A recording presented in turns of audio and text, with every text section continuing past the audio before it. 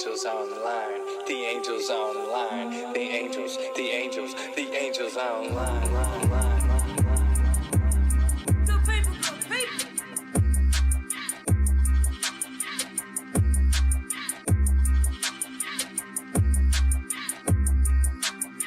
Good people, good people. Good people, good people.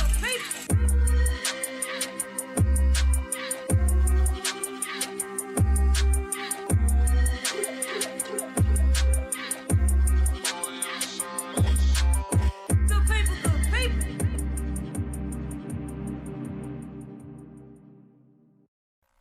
Woo!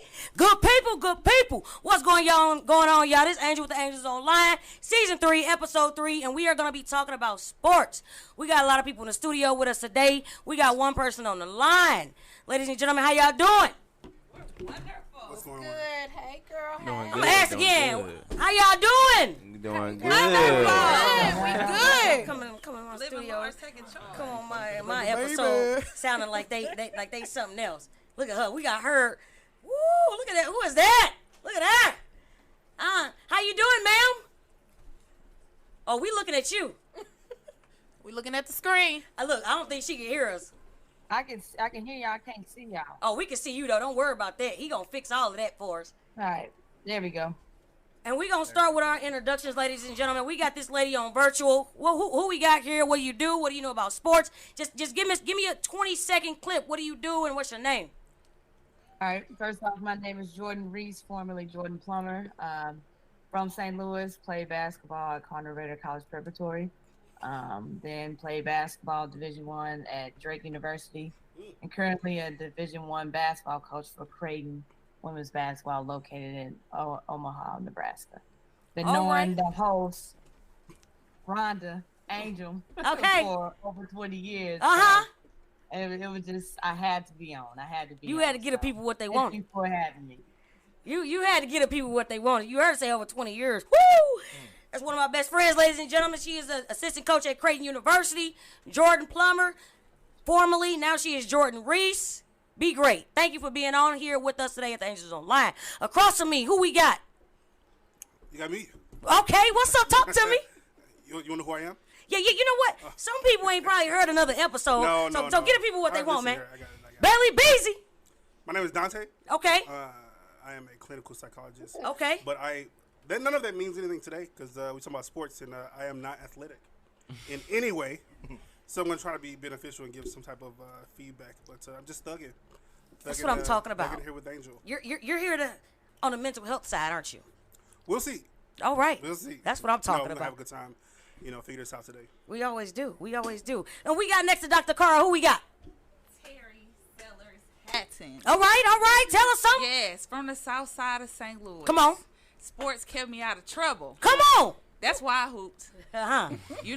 That's it. Tell the Like people. it was either door number A or door B. So we chose A. There we and go. We kept great grades. We were scholar athletes, and I can honestly say that like basketball saved my life. So Yeah. I'm an assistant principal at Gaston County High School in Havana, Florida. Okay. And I do what I absolutely love, Uh-huh. and that's make a difference in the lives of children, and so that we all win. Very good. Come on. Very good. Come on. Yeah. I like that. Okay. Come on. Hey, wait a minute. Where'd you go to high school, ma'am? You from St. Louis. Where'd you go to high school? The Charles Sumner High School, the first to ever do it, the first black high school west of the Mississippi. Then I attended the Alabama State University Come on here. in Ooh. Montgomery, Alabama. Come Yes. on. Breaking generational curses. Come on. Right. Sitting across from me is my cousin. Okay. Who has, we've got master's degrees. We are the descendants of sharecroppers. Come on. And, families of 14 that grew up in the hood Woo. from the Pruitt Igo project. Come on. You hear me? So, I'm just elated to be here with all of these wonderful people, these melanated and my blue-eyed brother in the back. Come on on. here. It's just a blessing. You Come know? I on. love that. Man. Yeah. That's amazing. And we got next to you, who we got? Go ahead, son. Where you at? Wait, your name, where you from? Tell us what you do. Come on. We got Jordan Hollywood Ray. Okay. professional basketball player. Then traveled over 20 different countries playing basketball.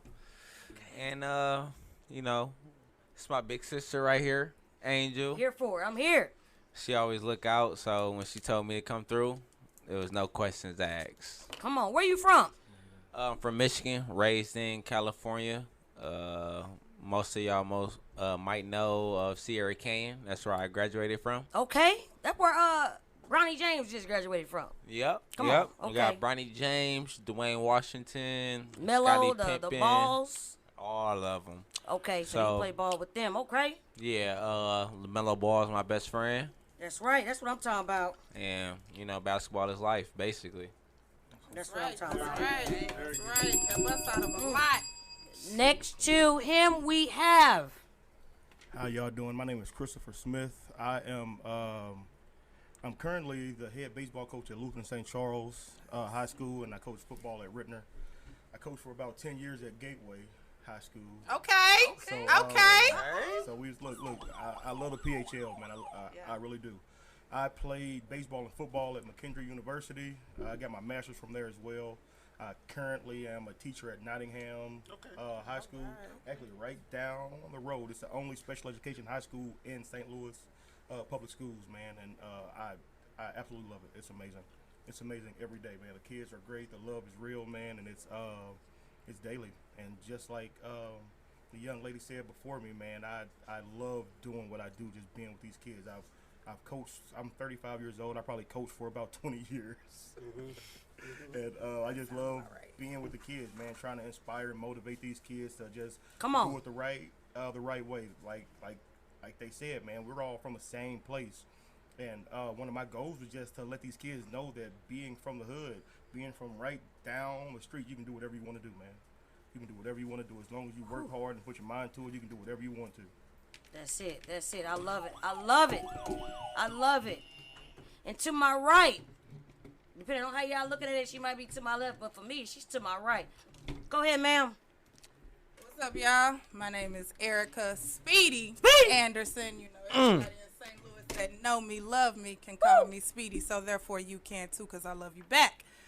I am currently a juvenile detective with St. Louis Metropolitan Police Department. Been on the force for 8 years now, and I do love what I do because I get to do what I do with the children, who are my greatest accomplishment as a person. I love the kids. So, played ball, graduated from Gateway Tech back in 2004. Don't worry about doing the math, but I did just tell my age, just so you know. Played on one of the greatest teams up at Gateway. I love and appreciate my teammates and everything I learned in the process, because yes, it did shape me into who I am today. But we're going to talk about that. So we're going to go ahead and pass this thing back over to Angel, who I have been friends with practically all my life. Ladies and gentlemen, I am here. Y'all know who I am already. I'm Angel Rhonda, Angel Marie Diva Ramsey, ladies and gentlemen. I'm from St. Louis. Y'all know I am. I played basketball. I ran track in high school. I did all that. Went to college to play basketball. But I play other sports as well. I love flag football. Went to regionals, went to nationals in college for that.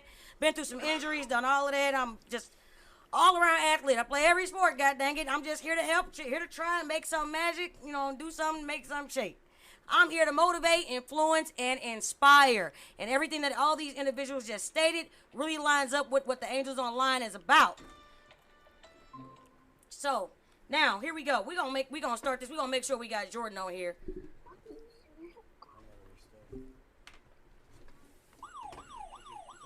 All right, ladies and gentlemen. Justin got to restart us, but you know what? That's what happens when errors happen. Welcome to life. We have errors in life, and we got to keep going, right?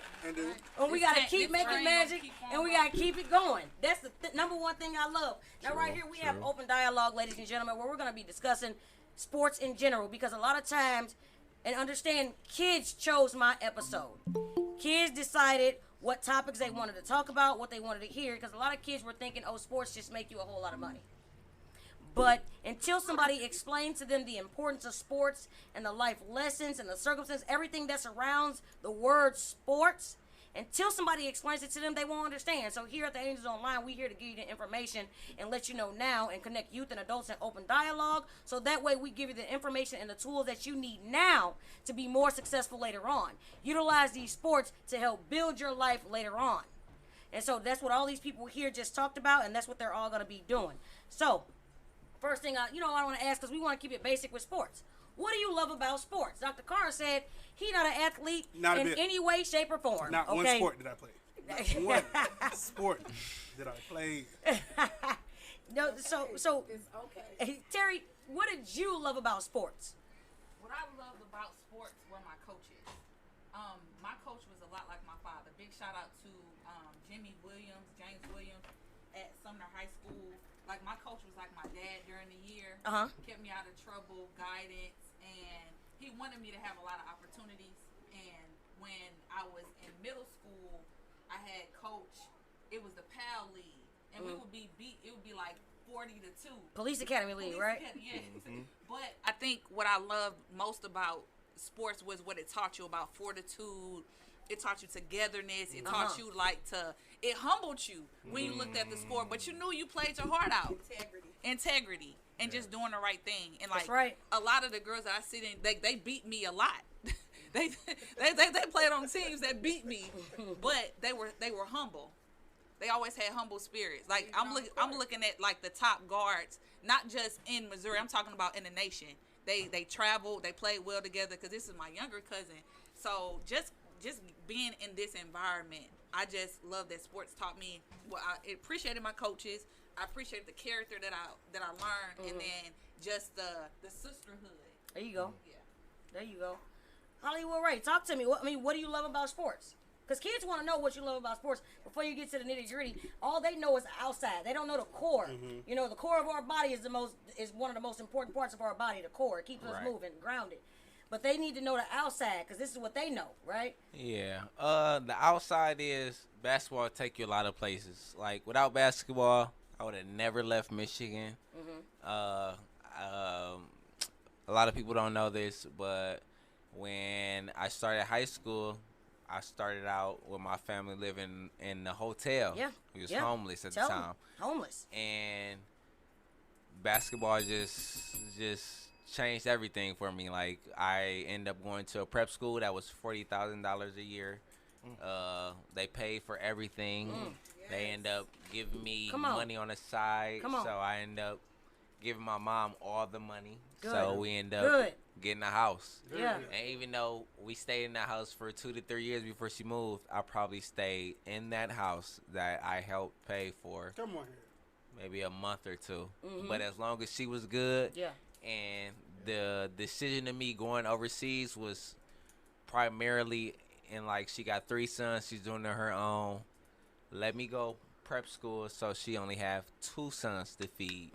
So basketball is just definitely And so going to prep school sent you to where'd you go to prep school at? Where? The first prep school I went to was in Memphis, Tennessee. Okay, second one. The second one was in Indiana. Was in LaPorte, Indiana. Okay. La Lumiere. And your third final was Sierra Canyon out in California. Where you met your friends that you have to this day. Yeah, to this day. So I have been away from home since freshman year of high school.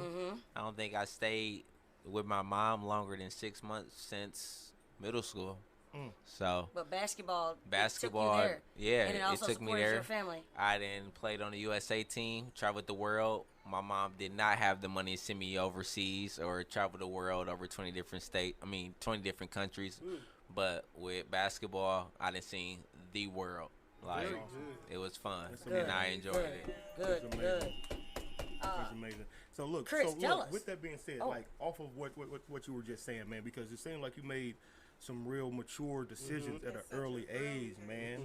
And like, basketball has taken you these places. Like, what did you have to do to be as good as you are for basketball to take you there? It was nights that, I'm not gonna lie, it was nights that I will go to school, I work out, all this, and once practice was over, because I know people just think practice, okay, you're good, we did practice. Once practice was over, I still I had a close friend that owned the gym.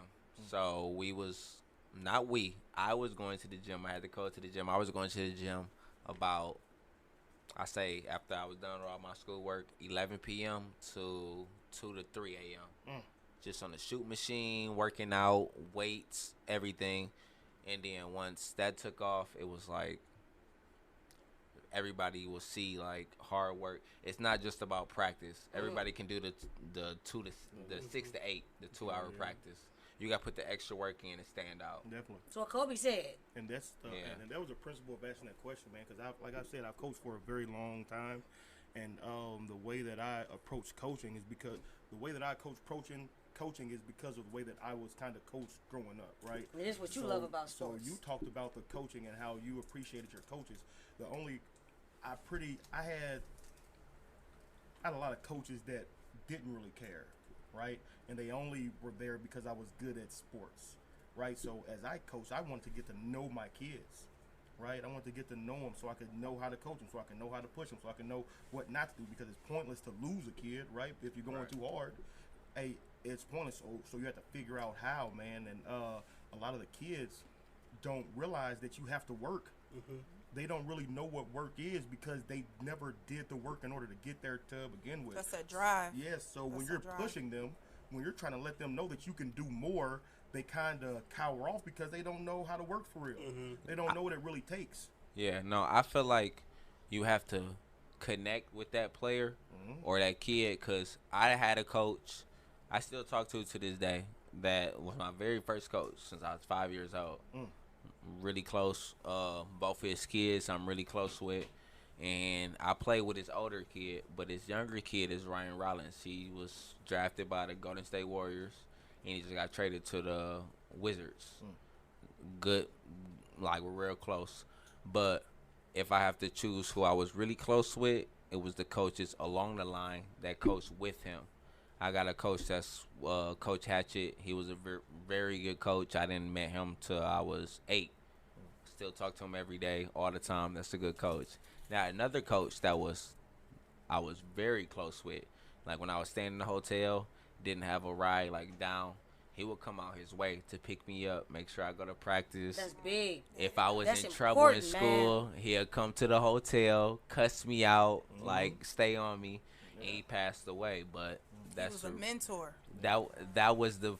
And he wasn't the head coach, but that was the coach that I think about every single day. It's like a role player. Yeah. Right? Yeah. Role players. It might not be the best player, but that role player might make the biggest impact. The biggest impact. Score that championship point.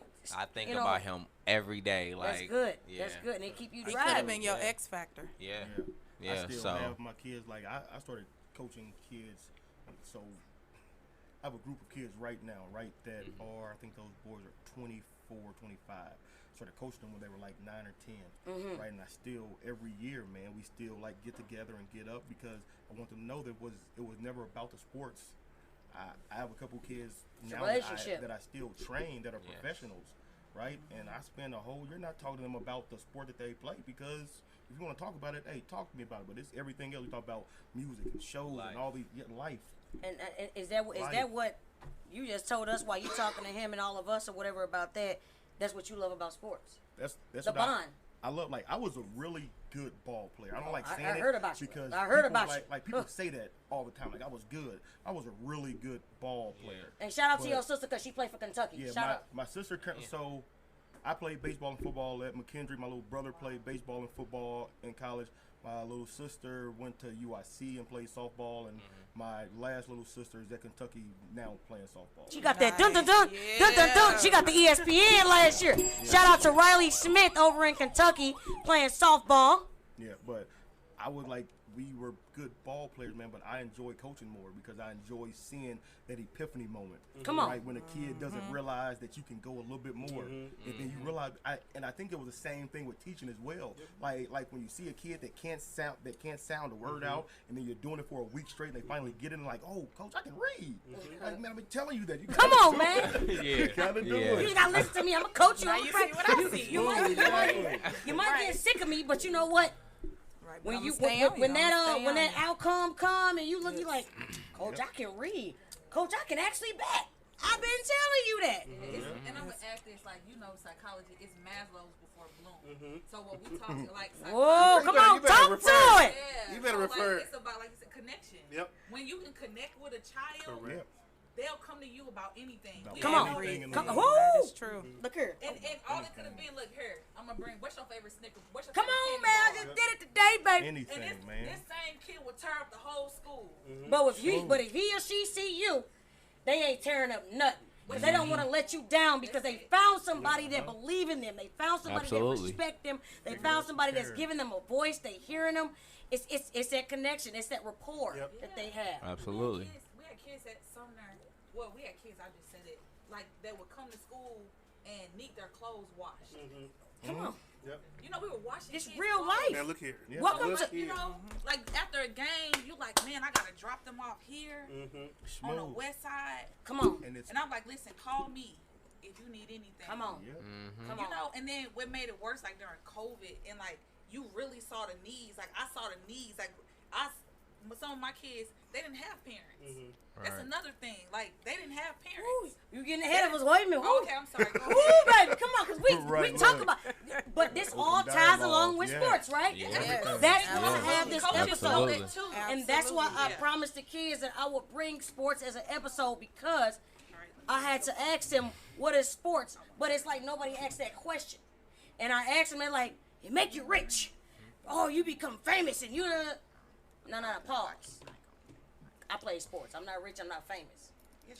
What else did it bring? Correct. And it makes them think because I'm gonna get your attention. See, I don't have problems with that. I'm gonna get your attention, and and that's when they say, teamwork. All right, that's a start. What else? Thinking critically. And a little then bit, you man. start right critical thinking skills that they don't even know that they have, but they don't know it's critical thinking. Precisely. You know what I'm saying? Like I say, adults are just big kids. We just know how to decipher our lingo more. We know our dialogue. We can speak in a different manner. But before I go, Speedy, I want to know what you love about sports. Oh, I man. ain't forget about you. The camaraderie, Come on. the togetherness, Come on. the Woo. guidance, the structure, the structure, The structure. the structure. Woo. That was the most important. The structure, the consistency in the structure. One of my favorite coaches. She's one of my mentors.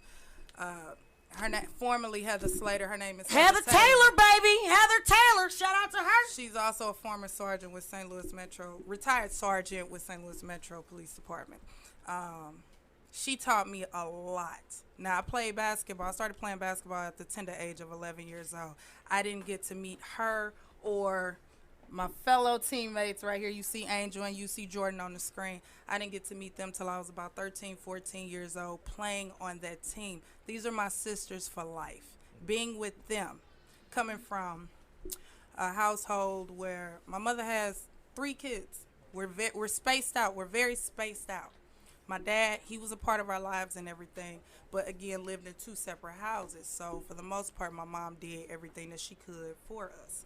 And when I got involved in sports, I was the first out of our family to get involved in sports this deeply to where it carried me through high school, through college, even after college.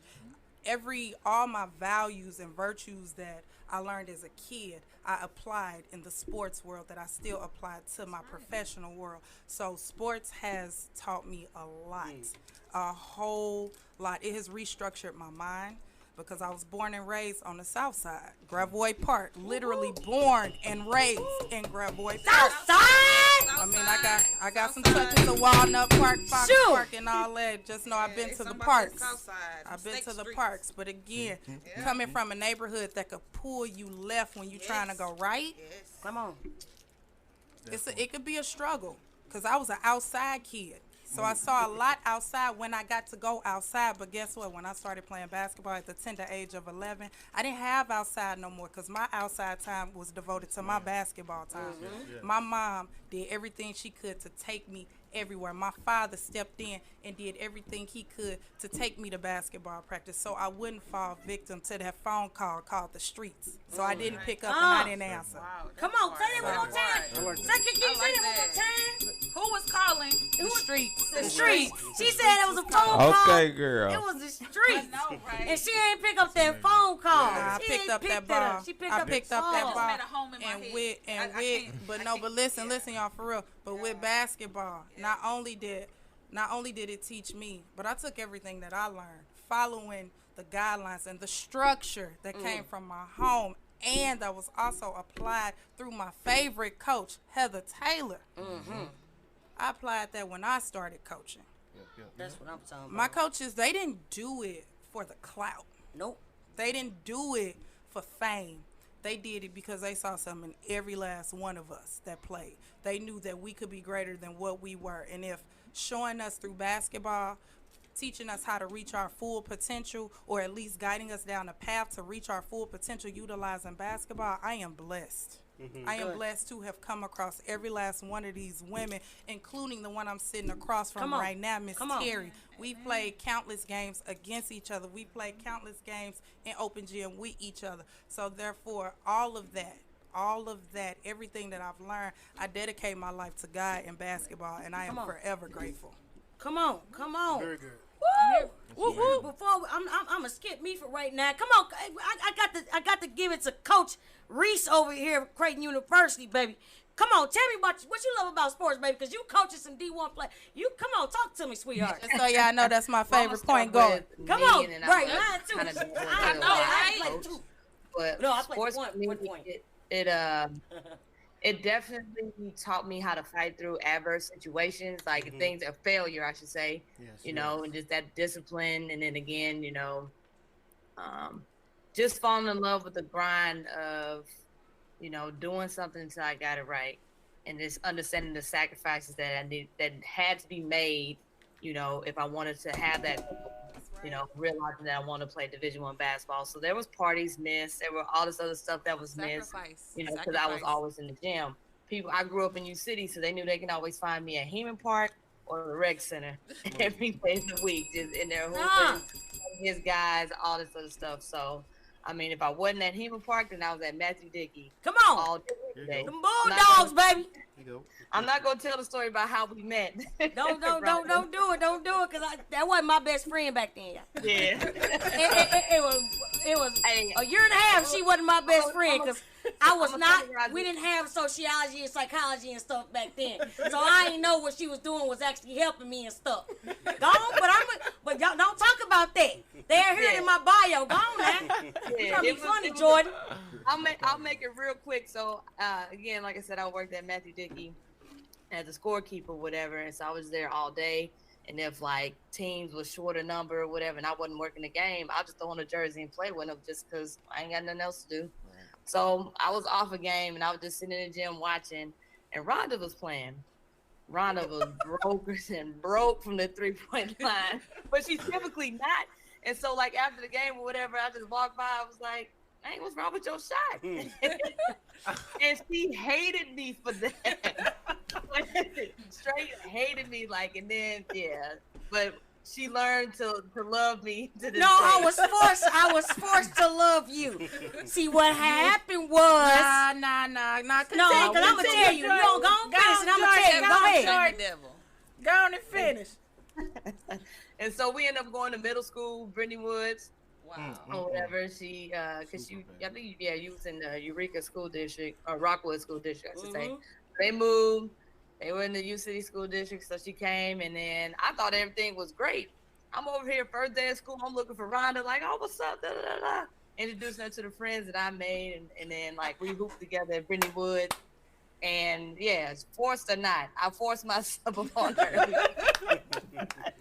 But like stuff like that, like okay, she hated me, but we had one thing in common, which is basketball, so we can use that and evolve. And like, you know, the connections that you make with people all across the world with this orange ball is so powerful to me. And like even on the coaching side of things, like my biggest joy is the player relationships and the player development. You know, a lot of you all talked about, you know, your favorite coaches and, you know, to me, I just feel like a surrogate parent for these players when these parents, they trust us to, you know, at a very valuable time period in their life between 18 and 23-year-old. This is where they're really discovering who they are as young women. And the greatest joy for me is not always on the basketball court, it's off the court, helping them manage, you know, some life experiences or again, just some failures and how to go about it. Like, I'm not here to hold your hand. I'll show you some love. Sometimes it be tough love because you need it. Because I'm not going to baby you because the world is not going to baby you. So, you know, things like that, like the win-losses, yeah, he did that. But it's just the relationships after the fact, like being invited to these players' weddings, you know, baby showers and stuff like that. Those are lifelong memories and moments that sports and that this game of basketball has presented to me. So, like, my family and everything within the sport of basketball has blossomed to, like, I never would have imagined this. So that's why I coach. And it's I can't find the right words for it, but I'm just so grateful that this game has brought an opportunity and a career for me to still be around it, even though my body is like, yeah, bro, you can't play no more. But Amen. Your inner spirit. Amen. All of us, right? Your inner ball player says otherwise. Man, but I will cash out on the horse game, so don't get it twisted. Set it off. Set it off. Hey, can I say something about failure real fast? Yeah, go ahead. She said something about failure and how failure kind of helped her. I think that's one thing, and I try to tell my kids and parents and just people in general, man, is that they have to allow their kids to fail early. That's true. Because they get to certain ages and they don't know how to fail. And they don't know how to not always. You be moving ahead in my episode. I just want to tell you that. But we gonna. But you.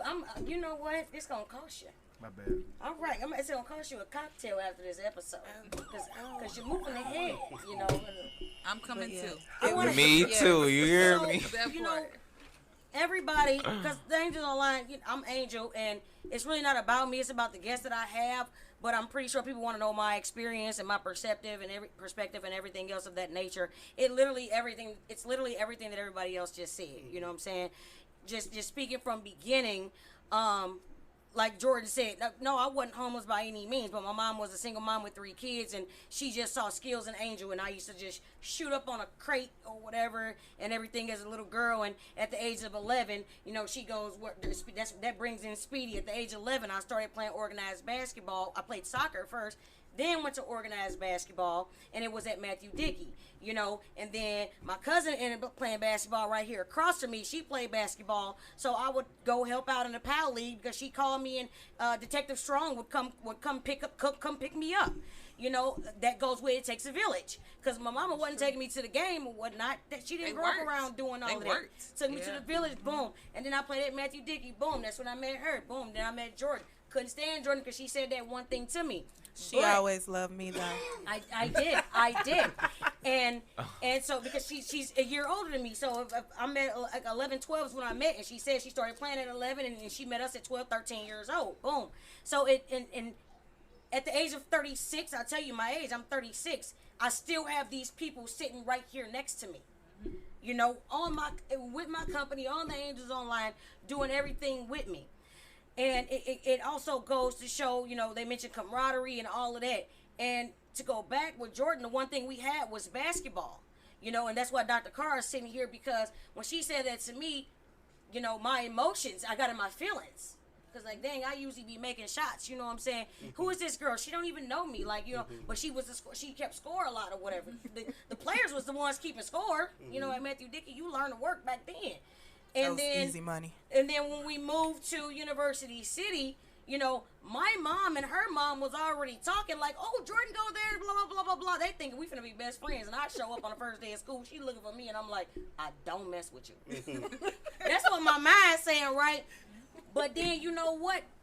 We started talking or whatever because I knew nobody in that school. But I come from the Rockwood School District. I had no choice. I told you I was forced into it. I came from the Rockwood School District, which was predominantly white. Okay? DSEG. Yeah. DSEG program. And I got an episode about that. You check it out. Bonus episode. But going to Brittany Woods was like my first time going to like a predominantly just black school. Wow. Right? Where the whites were this is the first time I'm hearing this. The whites were the minority. Okay? And so you going to, and I'm looking like, oh my God, these kids are out of control. I'm like, oh my God. But it was so fun. I'm sure. Because it wasn't like they was bad. Yeah. It was just a different environment. But I loved it. Tell the truth. You said you was with your people. Yes. I'm with my people I said, now. You know what I'm saying? But, you know, the song came out later on, years down the line. I got my people with me. That's right. You know what I'm saying? So it was good. And them same people I'm friends with to this day. Like, they my brothers, my sisters, we can click clack. When it came to basketball, me and Jordan was hooping with the fellas and everything. But what it did was, that ball brought us so close together that we're inseparable to this day. I don't care where she at, when she went to college, when I was in the islands, mental things that I was going through. We didn't have trauma. You know, nobody taught us about that growing up. No. And again, that's why the Angels Online here. Nobody taught us about trauma. Nobody taught us about suicide, depression, all those things. We didn't know anything about that. But when I was going through a lot of stuff, even in high school, you know, even dealing with my brother and all of that, I called Jordan. She was at Cardinal Ritter. Because, see, I was originally supposed to go to Cardinal Ritter, because I was not going to separate from my best friend. Because we became best friends in 8th grade school year. I was a point guard, she was a 2 guard. Running the show, killing the game. We could have won state if you were there, but you played me. Look here. Don't bring up old stuff. I got the Angels Online, I'm going to make magic, okay? we doing good things right now. Because I promise you, the way me and her played together, you're not stopping us. Yes. You're not stopping us. You're looking at the top guards in the state of Missouri if right you let now. me do what I want to do, we were able to do what we wanted to do. Big shout out to Evelyn Well, Ruff. I'm glad. You know, Big shout out to and Evelyn Ruff, and so my sister. that's important. So camaraderie, teamwork. These girls I have around me, it brings a family. It creates and lets you know that you have a village. Because my mom couldn't take me to all those games.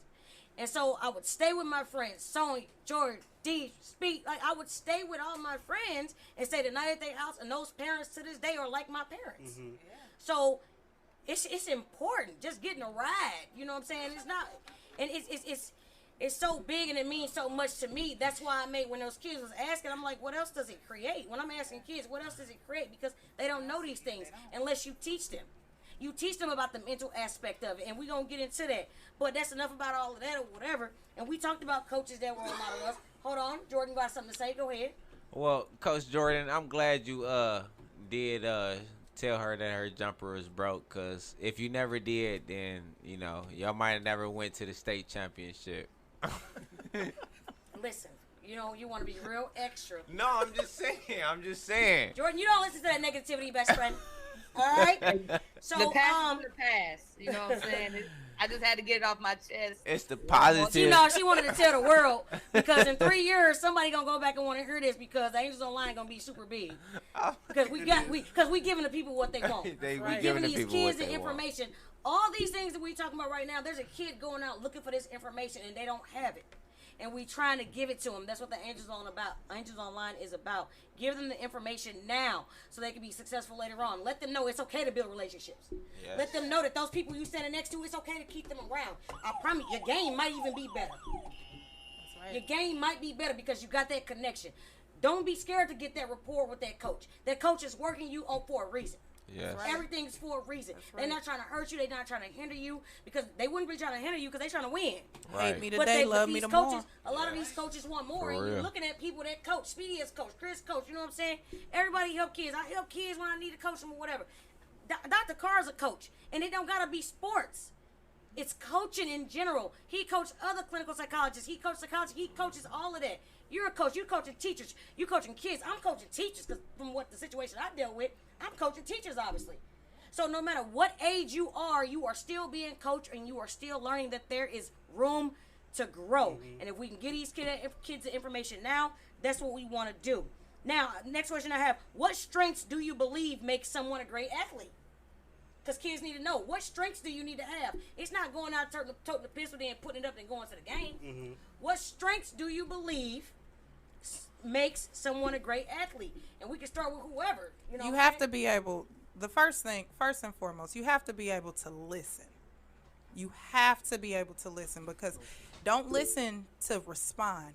You have to be able to listen to digest what's being told, what's being expected of you.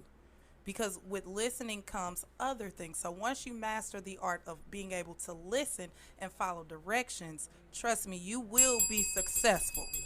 Come on. You will be what we call coachable.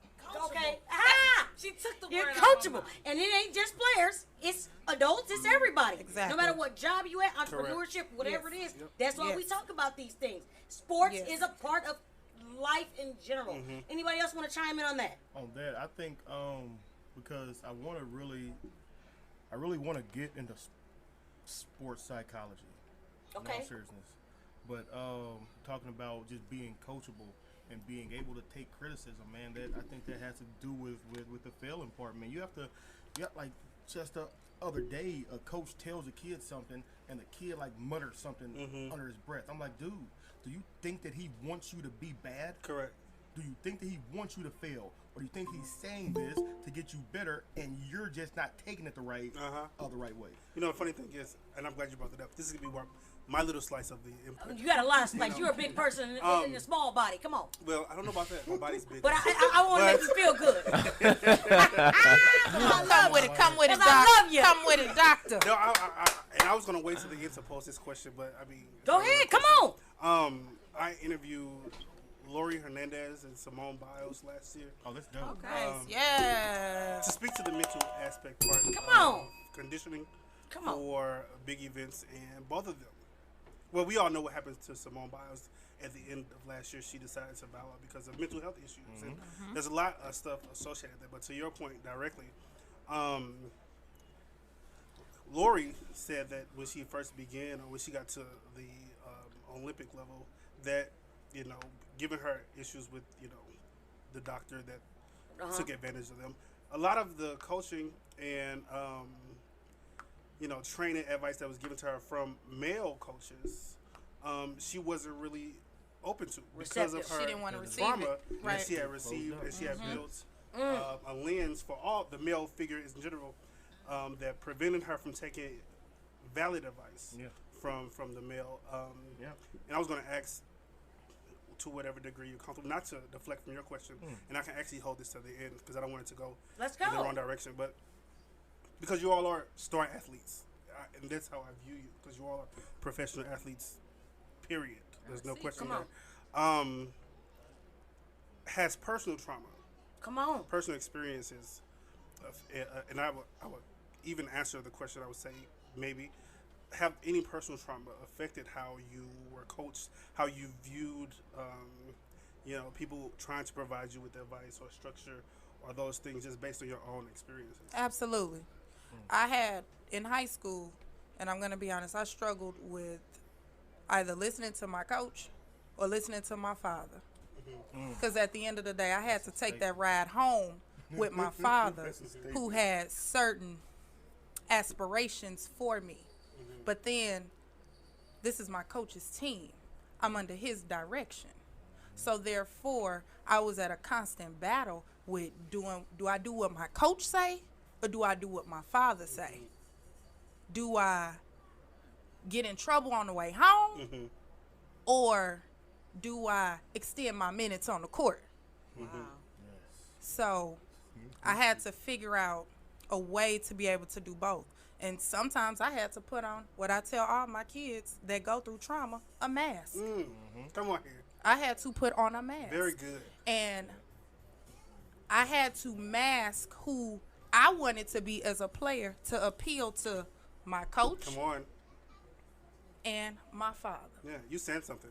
So You said something. I'm going to just leave that And right that can there. go in a whole different I'm going to just direction. leave that right We there. should have an episode on So- the mask. So, No, we need to. hey, I'm with it. It's I'm glad she said that, and because it reminded me or whatever. So my trauma with Jordan and Speed, was like my brother bullying me real bad, right? And real bad, and like his bullying was like hit me or whatever and yelling, just verbally disrespect, blah blah blah blah blah. So her dad actually was one of my coaches, and I'll never forget. We was at the gym, and he was just yelling and just going in and just, you know what I'm saying? I just felt like, you know, I was young, you know, and it was me and Jordan there. Jordan was there, like, and I said, excuse my language, I said, fuck this. Like, I just stopped. And then he had me and Jordan go one-on-one doing, like, baseline moves. And I wasn't doing nothing. And it looked like she was just eating my ass up. I wasn't doing nothing. But Jordan, I believe, knew that I was so angry. But by the time I was done with that, I walked out the gym. Like, I don't know where I was going, but, you know, hell, I'm a teen or whatever. But it was my mind. There was so much going on in my mind. And at this age, I can understand it now. Again, that's why I exist, so it can be addressed now early on. Like, and you know, and he's saying, all right, go to the middle, jump, whatever, you know, one-on-one or whatever, and I'm just like, whatever, you know what I'm saying? Like, I'm looking trash at this point, you know what I'm saying? Because, you know, Jordan had more coaching or whatever. Yeah, I could play or whatever, but I'm mad. I'm not even, that's like if you have a bad game, and you mad in the game or whatever, you're performing bad. I'm not performing. He hit your trigger. And I don't care to perform at this point. Like, I don't care. Like, you know what I'm saying? I yelled back. I think I said, shut up. I don't know what I said. But, I don't think I cussed because we didn't cuss back then, you know. But I walked out of the gym. Like, and I'll never forget that. At this age of 36, I never forget that. Because at the same time, I was so angry at you, but you also allowed me to belittle myself. Right? Like, I ain't know how to play game, like, you know what I'm saying? But that was my best friend.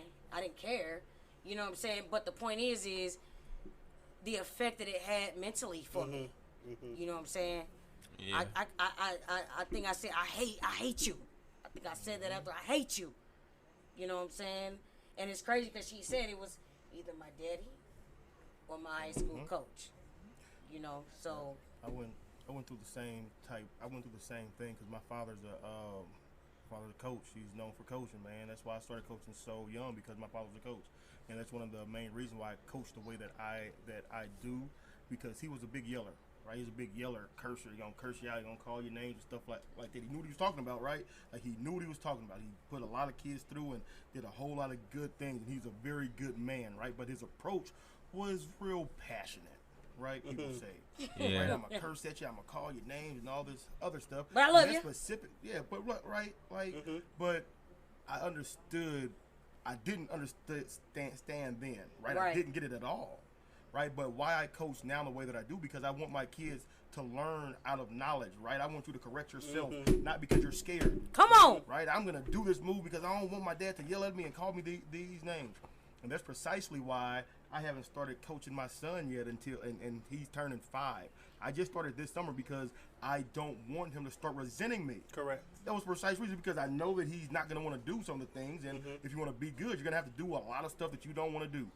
Right, and when you're 5 or when you're 6 or even when you're 11 or 15 or even 18, you still don't really understand, man. And somebody has to put it in you, but it's just how the coach does it. Like, what's your approach? The delivery. Right? Because you can be like, and even with football and baseball, you all talking about basketball, and I get in because I was a baseball player, right? I was the only little brother on a team full of white kids, and then you got to think about my team, and then this entire park and this entire town. It's me and my dad. Right? So I love when you talk about, hey, like, coming over at adversity, right? Hey, is necessary. But as a coach, like, I coach the way that I do, and I parent the way that I do, because I want my kid to have a voice still, right? That's right. I want my kid to, like, come to me and be like, Dad, I messed up. But let's go over, because like if I'm messing up, I'm not gonna say anything to my dad, because I know he's gonna right? Like, I coach and I teach and I father because I want them to be open, right? Be like, you know, that I want you to do good, and I'm gonna get in your butt, but I'm gonna allow you to express yourself and talk and have a mind, right? Man. Because I couldn't even talk until I was out of my house. So I just want to make sure I understand what you're saying. And this is for myself and whoever may listen eventually, right? So coaching, effective coaching, should be bilateral. It's not definitely just one way. Definitely, and no, I needs to be. It can't be one way. Okay. It cannot be one way. All the time now, because I want them to. But you got it, my bad. But it's like, I say this: I didn't had a coach that I did not like I did not like, but after being the age I am right now and seeing the results, he brought the best out of me. Like, he brought the best out of me because he was so hard on all of us. Yeah, definitely. Not just And you, everybody. Everybody. It's Equal. like if you make a mistake, you're running I'm the eating mile. you up. Let's He's go. eating everybody up. Good. And it got to a point that I was like, I was in 8th grade when he was on this, like 8th grade. And I stuck through it. I'm like, yeah, okay, I'm going to just push through it. But I went home several days, and I told my mom, like, I don't want to play basketball no more. This is not what I want to do. Yeah. But when I got to high school and I see how the other coaches is, like as in the school coaches, it's like, oh my God. Like, y'all can do whatever y'all want. Yeah, like we could do whatever we want. So it's like I wanted to quit, but it's like I was the best player in high school. So I really could do anything I wanted. So it's like, as much as I didn't like this coach, he brought the most out of me. And it got to a point, even when I went to prep school, I remember I used to play like area ball. Yeah, rec ball. Street ball. ball. Yeah, rec ball. Yeah. Rec ball. And my dad and the coach wasn't playing me. My dad stopped coming to the games. He said, I'm not playing you if you sitting on the bench.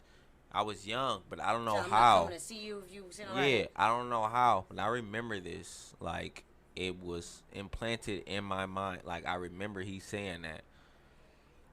I blew up.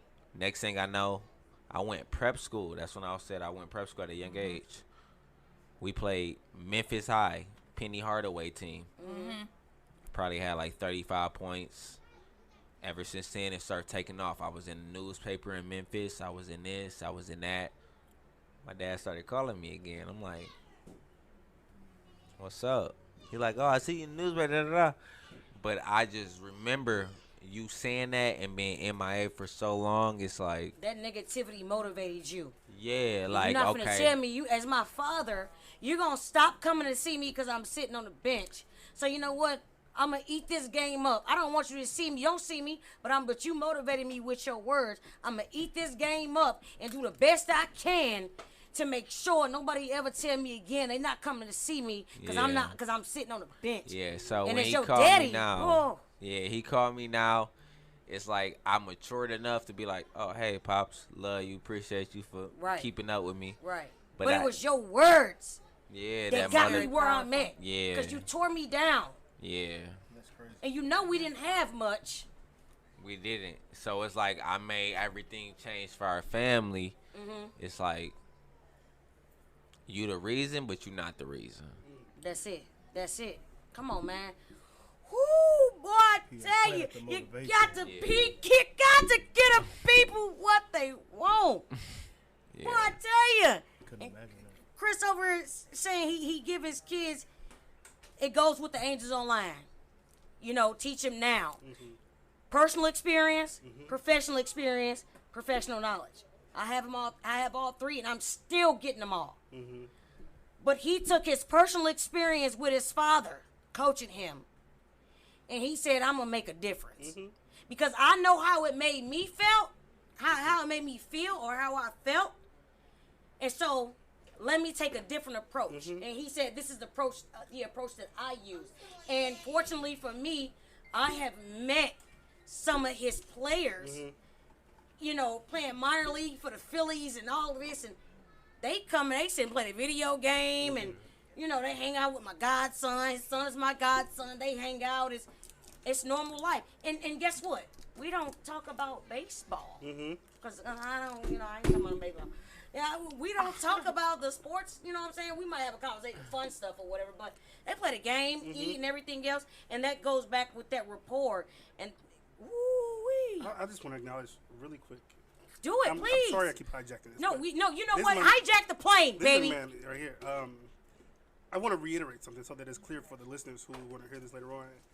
And it speaks to what you said earlier, how you started off with your introduction about breaking generational cultures. I mean, I've always cared about that. It's always been a big deal to me. But I have a daughter now, so now it's the thing. Right. So that's how you do it, my man. Like what you just said, you took the good things, the beneficial things from how your dad coached you, and then you dissect and extracted the negative parts so that your son could still experience the traditional things. So you get the experience from your dad that he gave to you, and then you pass it on to your son, those good things, but you've subtracted the negative things, so those things won't continue. And he'll, as a fact, clinically I say this, as a fact, he'll take those same good things and pass them on to his children. That's what I'm hoping, man. And then I speak after that from, my spiritual disposition, that he'll take those and then that'll move forward on to generations when you're no longer here. That's what, man. I believe that. I am very metacognitive, right? I think about the way that I think all the time, right? Because I'm very hit, like I'm always in my head, right? And that's something that I had to think about, because my father's a great guy. He's a great person. Love him. Love him. He's amazing. I call him daddy. But there's things that we all do that are wrong, right? And I just I figured it out. I figured out why I'm thinking about this stuff and why I'm thinking about it and what's coming after I'm thinking about it, and it's just like we can't have that. Right. Can't have it. I love that. Yeah. Good. Jordan, did you want to add to that?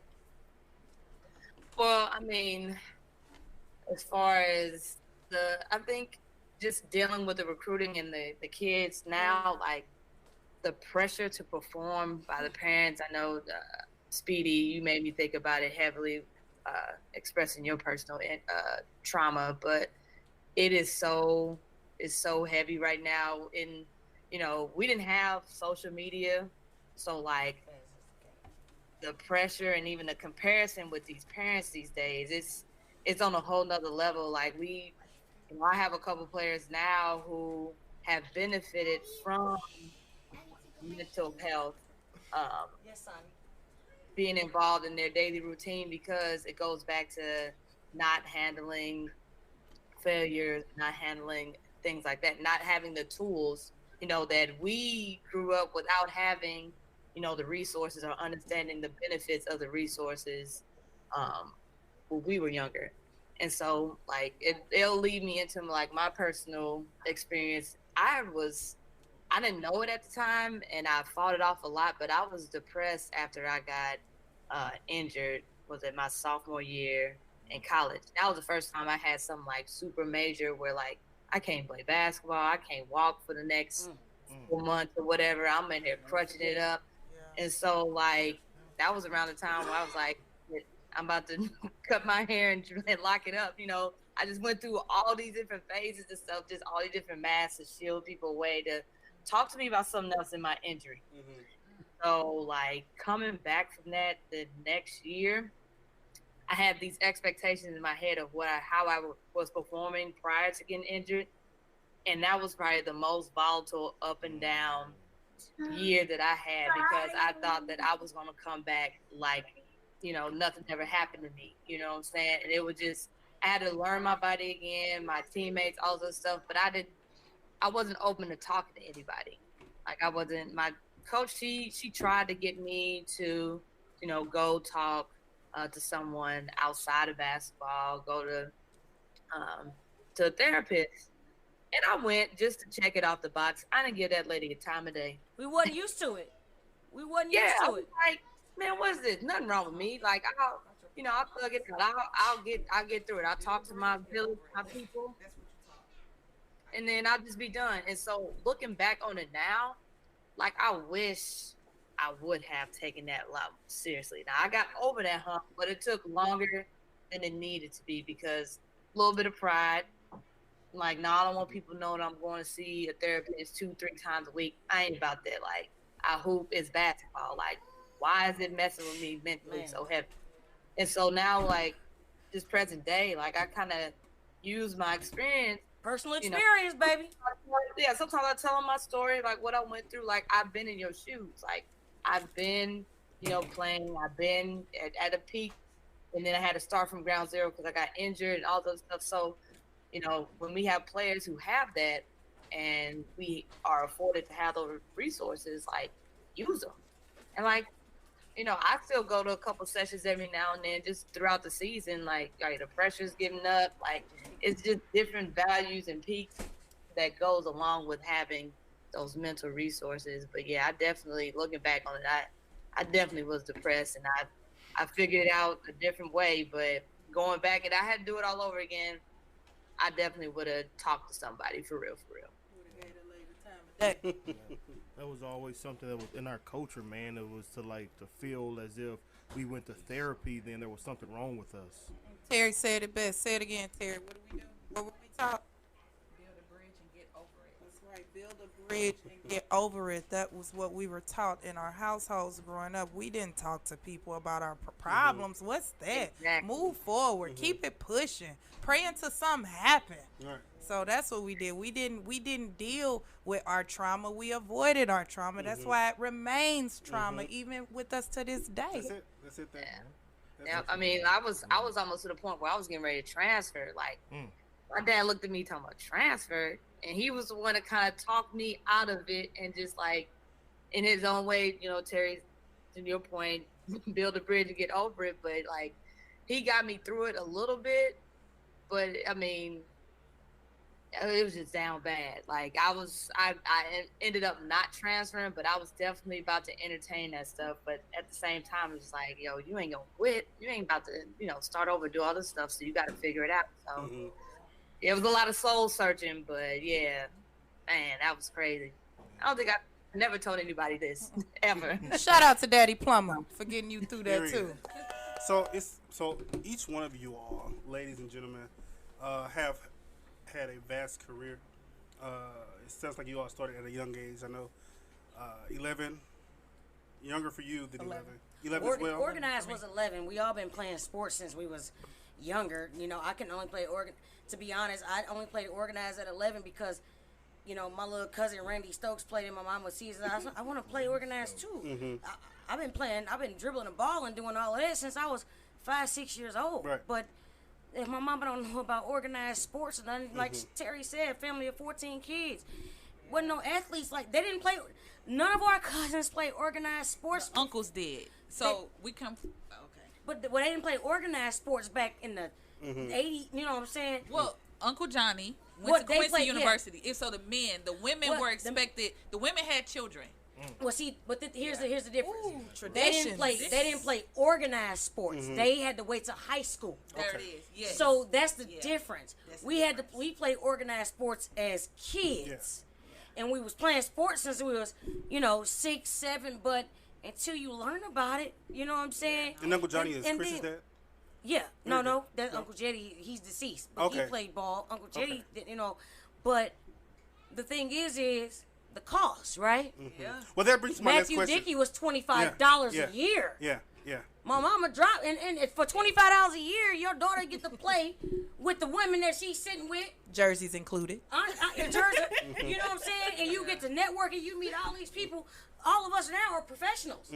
But for $25, we were able to make friends. For $25, we got to play basketball. You know what I'm saying? For $25, we got to get an opportunity to, work the clock. Yeah. You know what I'm saying? For $25, you met other parents that gave you a ride to the game. You know what I'm saying? That's $25 right now. What? That went a long way. That's 365 days a year that you can sit here and go to Matthew Dickey, play foosball, watch basketball games, learn basketball, and you play all through the year, even if you're just playing at Matthew Dickey on little 12 and under, 11 and under. You know what I'm saying? That was important back in the day. That brings me to my question. Go ahead. You're getting ahead of yourself. Okay, I apologize because, I'm passionate about what I'm talking about, baby. That coming back then, right? So, that drink coming back then, right? That cocktail. You gotta run that back. No, we still gotta do that. We still gotta do that. You ain't getting all that. You ain't getting out of that, but. With regards to, and I do want everybody to answer this question. Yes. With regards to the period of time and the length of time that you all were matriculating through your athletic careers, how important or how much of a big deal was it to have your family support? One, did you have family support? Two, if you did or did not, how did it affect you? Where would you like to start? Right, you start with Jordan? I want to start with Miss Terry, Lady Terry. Go ahead, Terry. My motivation for sports was a little different. like I said, it kept me out of trouble, kept me out of the hood. But one thing about it, I always remember that I had to be a trailblazer. So being older than Angel, I knew that if I went to college, my siblings would go. Right. So the sacrifice, it was different. When I played for Sumner, I knew it kept my grades up. I knew I was going to college, and I knew that if I went, that my cousins were going, because we spent weekends at each other's house. We knew we was going. Yeah, we already knew it was going. She was older than me. Yeah, And guess so- what? Shout out to the class president Oh, everything. of Sumner Queen, High everything, School, like, homecoming queen. We And grew then up. right after we grew, grew you up, see, we yeah. grew up with the same people, but, right? So, like, my mom, she was like a maid at the time, and I'll never forget, like, and this goes back, like, I'll never forget, like, we grew up in Quincy. That's where I started playing basketball. I didn't play organized sports here. I started playing in Quincy, Illinois, and at the time, it was take your daughter to work day. And my mom, and I love her, it'll make me cry, like, she didn't want me to go with her. And I was like, Mama, like, I love you, you know? And I just knew that sports was going to be my way out. So, like, my motivation, I knew she couldn't come to games. So, Coach Jimmy would pick me up to get my, you know, like, again, I was a This year is before safe my space. cousin. This is safe space, baby. So, it was like, I knew that if I went to college in Alabama, my brothers had a less chance of being murdered in the city of St. Louis. My brothers went to college with me. My other brother went to Clark Atlanta. Like, it was the only way out for us. But I grew up a year older than Angel, so I knew that if I left for school, it was gonna be a sacrifice. Like, literally, my mother, they had nobody planned to take us to college. So it's 40 people at the Greyhound in St. Louis to see me off of college. But nobody thought, like, okay, you know, like, so my motivation, it was beyond that. So, like, even what we do, how I'm proud of my cousins, like the LLCs, the businesses, the brand, the books, everything we do, it's like, man, we made it. Man, look here. Right. Hey. So, like, it took that reminder of my mom not wanting me to come she didn't want me to go to her, what is it, like, take your daughter to work? Yeah, take your daughter to work. Yeah, she didn't want me. I was like, Mama, I'm so proud of you. We finna clean these rooms, Man. girl. Like, my mama take care of us. Man, look but it was, Terry. yeah, it was so sorry. It was bigger for her. I can So, attest. yeah. I can attest to, And- to all of that. I can. And since she started it, Yeah. you know, because I ain't going to cry like Terry did, because I'm going to get myself together right now. She got me purged, y'all, right? So when she say that, you know, actually, Michael J. Jane, Lizzie, baby, our mothers are a year apart. So I grew up close to her when she lived in Quincy. I remember she came and spent the summer with us, actually, on Russell. And when you talk about the family or whatever, one thing I am thankful for, because my mama stayed in St. Louis. My Aunt Ruby, Randy Stokes played football, so we would go watch him play. My mama always knew I was an athlete. My mama put me in there. She was the biggest fan. Even if she couldn't be there, she called Mr. and Mrs. Plummer. She called, I'll go with Miss Anderson. Remember I went to the lake with them. She called, you know, I stayed with the Daces. You know, she just made a call. The Darties, I was always with I went fishing. I was Mr. Darty made sure he called me Taz to this day. Shout out to him, Sonia. It was them. You know what I'm saying? My mama is literally my biggest sports fan. I don't care about nothing else. We don't even see eye to eye because I'm so over the top. You know what I'm saying? She old fashioned. I ain't gonna lie. But she know I'm crazy. I don't play no games. She got to listen now. Mama, I'm educated Big about shout that. out to Auntie Lizzie Okay. and my mother Betty. Big Okay. shout out. Yeah. Yes. Like, You know my mom. You know Betty. Yes. Like our moms, you know, Betty couldn't always come to the games. She couldn't make the game. She was working, single mother, taking care of 3 kids. And my mama was our a biggest single support, mother, then remarried or what. But still, like my stepdad, Michael Green, shout out to him. You know what I'm saying? My old stepdad, he took me to teach me in my left hand at the Eastgate Park. You know what I'm saying? It was I had that family, and it might not be what the greats have. Right. No. But for me, it was enough. For and you, it got was me, great. and it got me right. was To great. me, it was It great, was and great. it got me where I am right now. And it is so important. And so I'm not gonna lie to you. I applied for Alabama State because I was so close to my cousin. I was on student council. I was homecoming queen at Eureka at that predominantly white school. Okay, girl. I was homecoming queen. That part. We was doing the same stuff. She was in the city. I was in the county. So you can't tell That was me big because for of us, what you yeah. in. And guess what? Our cousin Latanya Davis was the first one to go to That college. part, yes. The first one to go to college. She was the second one to go to college, and I was the third one to go to college. Out of a family of 14 kids, 7 boys, 7 girls, a abundance of cousins and everything, it's only about 5 of us. And I would be honest to say this, and y'all are family, and then there's me over here who was married into Right. situation. But I always knew what you were doing. I always knew what you were doing. Because Shirley Ann made I sure. always knew what you were Man, doing. don't make me cry. No, Titi told me I was in school Come for on 30 here. years. I always knew what you were doing, even before I knew you Sacrifice. was. Really? Yeah, because I think my dad and Shirley been together for 20, A long time? 25 Yeah, years. he makes the best chili. Big I shout out to always- Uncle Randy. Well, you know, Yeah. I He has the peppers. I Yeah. always knew what you were doing. Amen. Like to talk about support, I always knew what you were doing. Yeah. I always do that. That's where, and my daddy, of course, her father passed away when, how old were you? I was 4 when, 4. when my father was murdered. So, like, And it my was, daddy was in prison until I was 15, and even when he Yeah. got out, I probably count on my hand how many games he came to, even in high school. that's- But one thing I tell you is the blessing I had is my mama dropped me off to college when I played basketball in Kansas, and my daddy came and picked me up. Mm. He can't do much for me, but little things like that yeah. make a difference. They do. He made it happen. He came and picked me up from school. Yeah. So, because I said I ain't gonna cry, because I'm gonna move on to the next person, because we got a lot of motivation or whatever. So we gonna go to the next person, because y'all ain't. I want to hear my y'all man ain't gonna set me answer. up. I want to hear your answer to both y'all. Well, yours. Come on. We got people to go. All right, Chris, come on. I, Shoot, we come on, Chris. All in your hand. I actually Yeah, had, and that's it's not crazy because I've heard the stories, right, and I've been around, especially coaching and stuff, right. But my parents were there, man, and I tell them so often how blessed I was to have them, because like Even divorced and separated. yeah, look, my parents were never together, right? But I'm with my dad every day, and I stay with my mother, right? And that even goes into like it's hard because I'm not with his mother anymore, and that was my biggest fear, to not be in the same house as my child every single night, and it messed me up a little bit, but look, can of worms.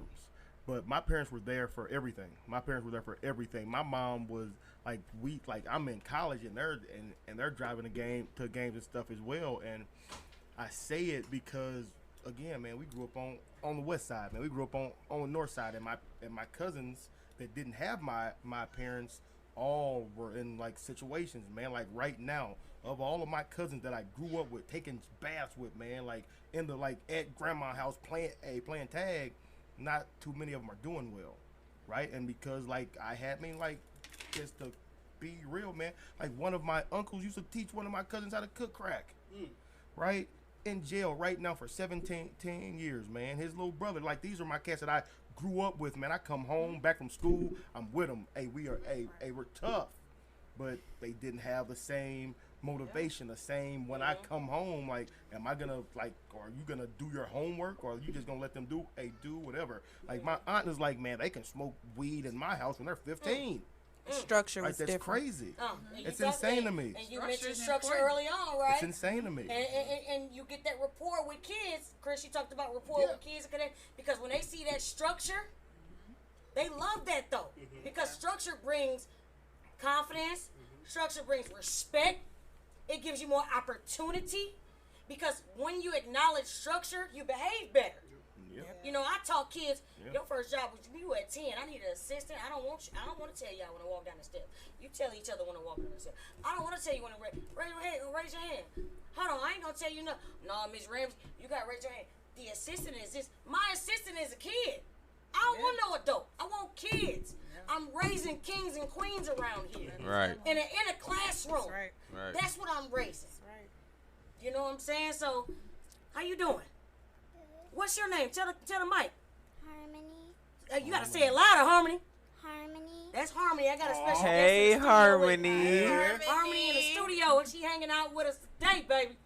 Anybody else got something to say about that? What motor? Go ahead, Jordan.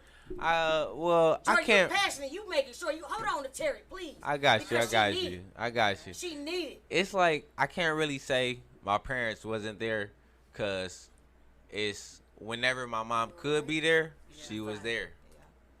And I remember my first pro game. I don't care if she could. I remember talking to her.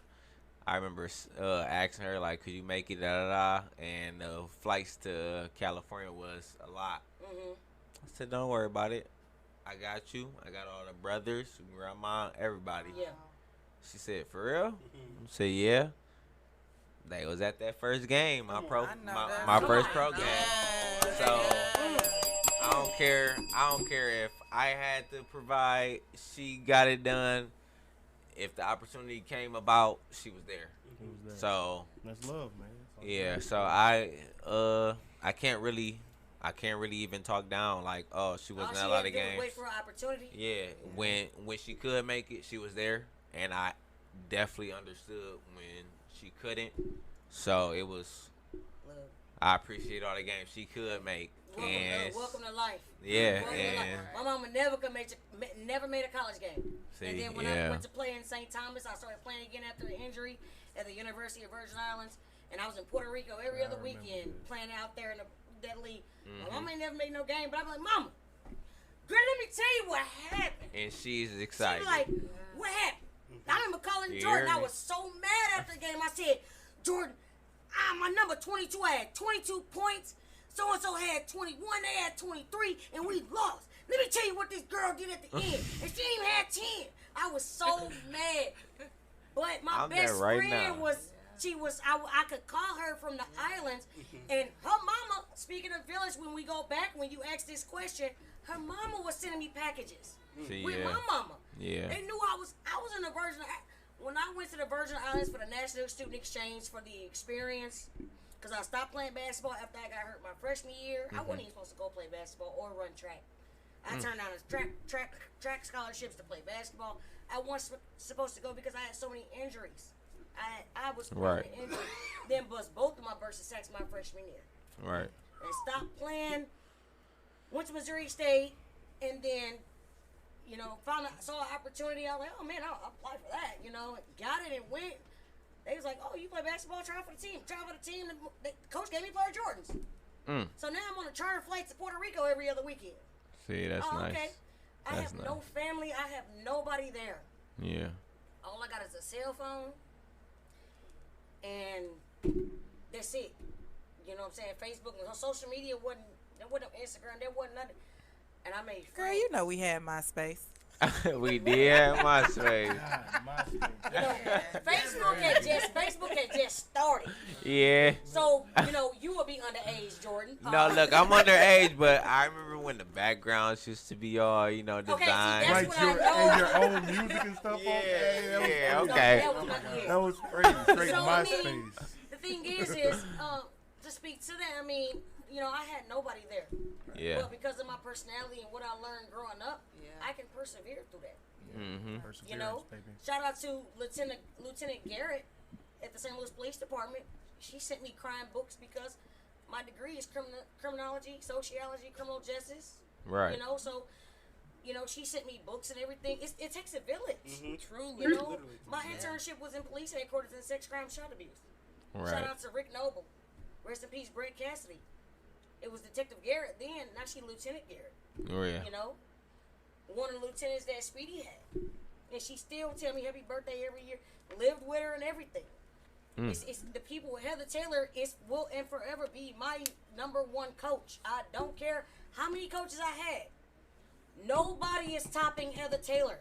My defense was what it was in high school and in college because of Heather Taylor.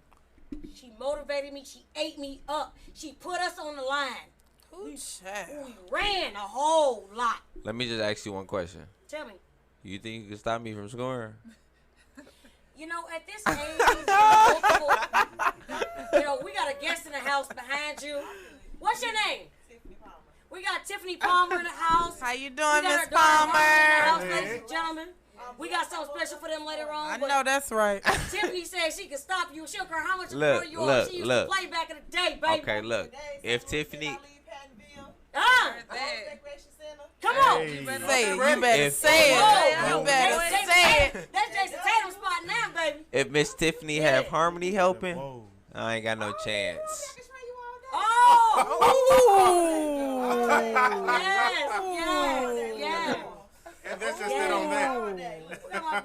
What's up? What's the next You question? got it, you Carl? got What we it. got? So it looks like you wanted to ask. Well, go ahead. Do Whatever. you believe that sports can shape you into an understanding human being? Oh, let me start off with this Go one. ahead, boss. You got it. Let me start off with this one. Without sports, I'm not gonna lie.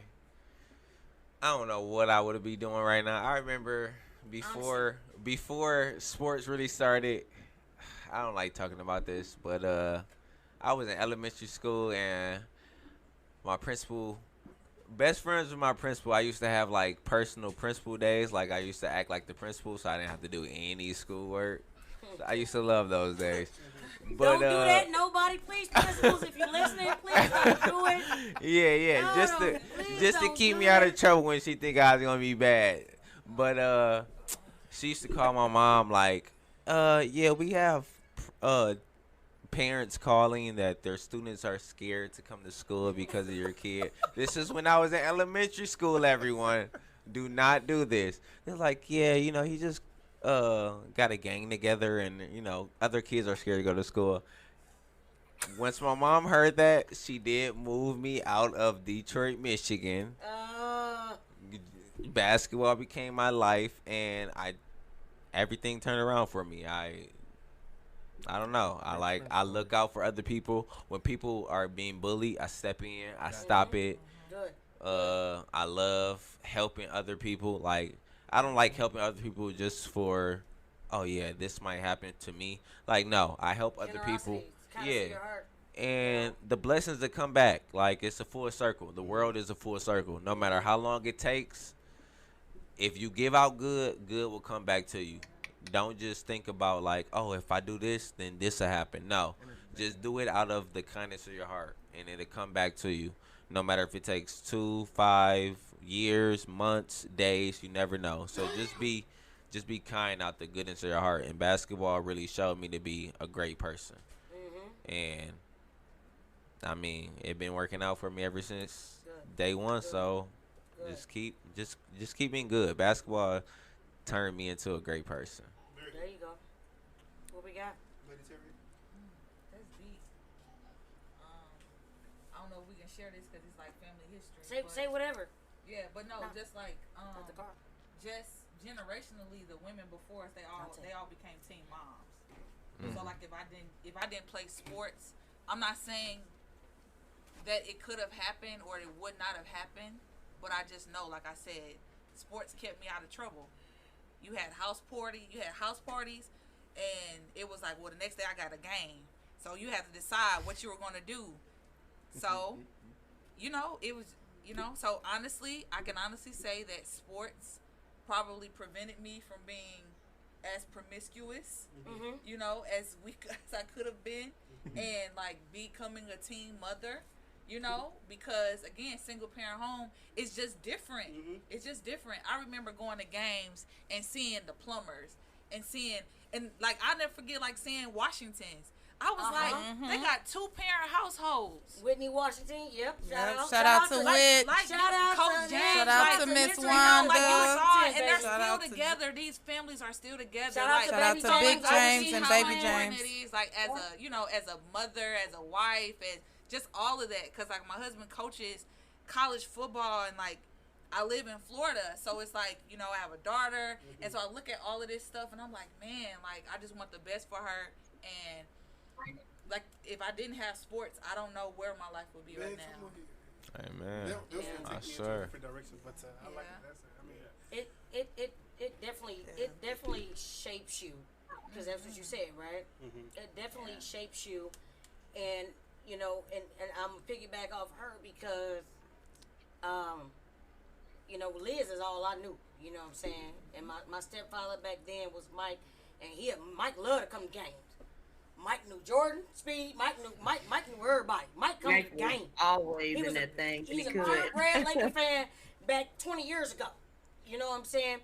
And even though that wasn't my biological father, you know what I'm saying, he could be at the game. My mama went at the game, but my mama, she likes sports.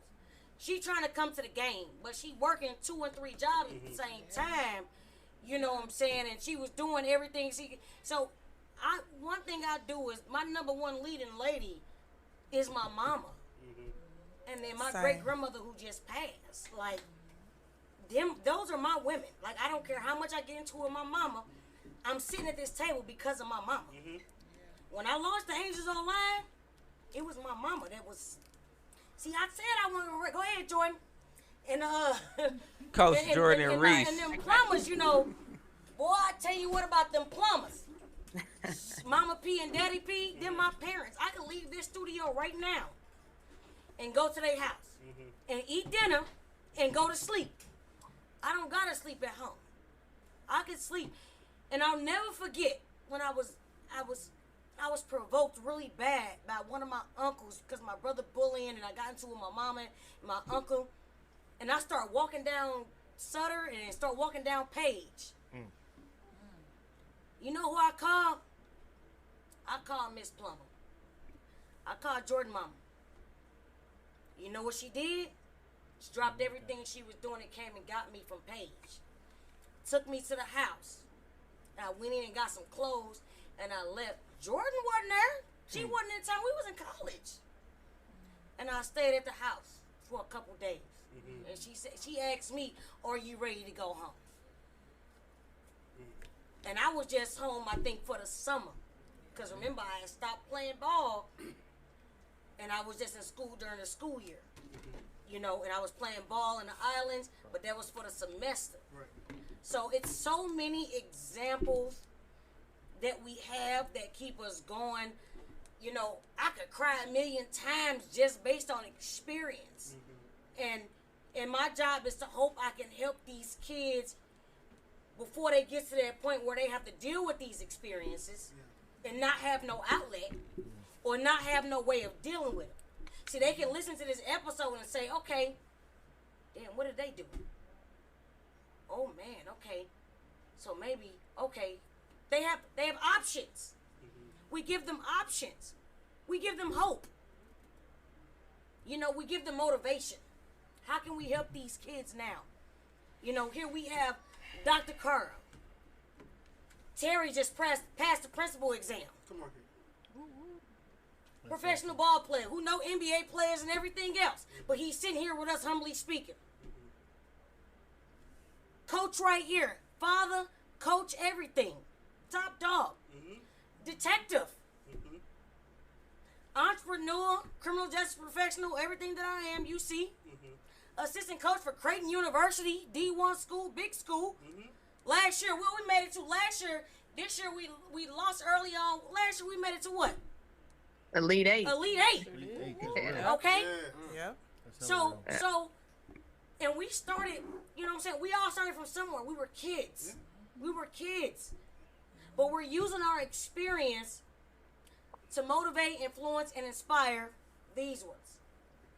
We saw how the mental, you know, affects us, because back then, not one of us talked about mental health back then. Not one of us talked about how it will affect us, how it would affect the people we play with, no nothing. And we all had mental issues. Yep. Homelessness, daddyless, you know what I'm saying, parentless, you know, housing was a mess. You know what I'm saying? Crazy family, no support, some support, village needing. Let me add one more thing. Go ahead. We're not done. Go ahead. For me, it was like navigating things. Like, I have 2 brothers. My mom would get off work, and then the gang would be at one place, and then you got to pay for admission for 2 kids. Come on. You know what I mean? Like, it's like, and $5 to help like navigate that with my mom. Like, you know, here I am, you know. But it was just like, you know, I can't come to the game. And like I said, I love my mom so much. And she don't know how much she's inspired me to just want more and just be an amazing mother and just be like on top of it for my siblings, but it was like one of those things like navigating the invisible curriculum that was needed. You know, like asking for help. Like I told you, my mom was she's a very private woman, and she's very proud. Very much. So like the opposite of like her mom, who's gonna call my mama, she ain't never called nobody. And if Betty can't do it, it can't be done. Come on here. You know, so it's a different. That 1 year is the difference. So I'm taught to just be tough, get a job, make it work. And at 18 years old, I worked 2 jobs. I worked 8 to 4. Then I worked 5 to 10. I worked at McDonald's. Then I went and worked at Forever 21. I paid for my own ticket to go to college. You know, and it's a blessing I have. My mama had Aunt Ruby drop me off at college. With a whole so like when I say it's just a difference. But I never forget that I arrived at Alabama State University and I came, I saw, I conquered. I said, Terry, you're not leaving here until you get that degree. You got your master's too, didn't you? Oh yeah, from the same from school. Alabama I came State. Here, and then the ASU. Yeah, then got a degree from UMSL. Come on. And then wherever God take me, I'm definitely either attending law school or going to get that PhD. But like I said, I put us on our back, and I knew that if I went to school, Fatty and Curly was going to school. Yeah. Shout out to my little cousin. Shout out to my. Hey man. That's what I do it for. Look, let me tell you something. Can I say something? Come on, talk to us. Yes, Come on, can, George. Coach. You got it, Coach. Because I feel like I haven't given Terry her flowers for real, because she been there since we was little. Yeah, like you were my big sister, and we admired the shit out of each other. Don't make me. We cry. did. We did. Don't make me. Again, I applied for Alabama State and it got accepted. Make her cry. I got some tissue. Go, Terry. Come on, Jordan. It'll be every day. It would be like once or twice a week minimum. I hear about you in middle school. Terry did this. Legit. Terry did this. Like legit.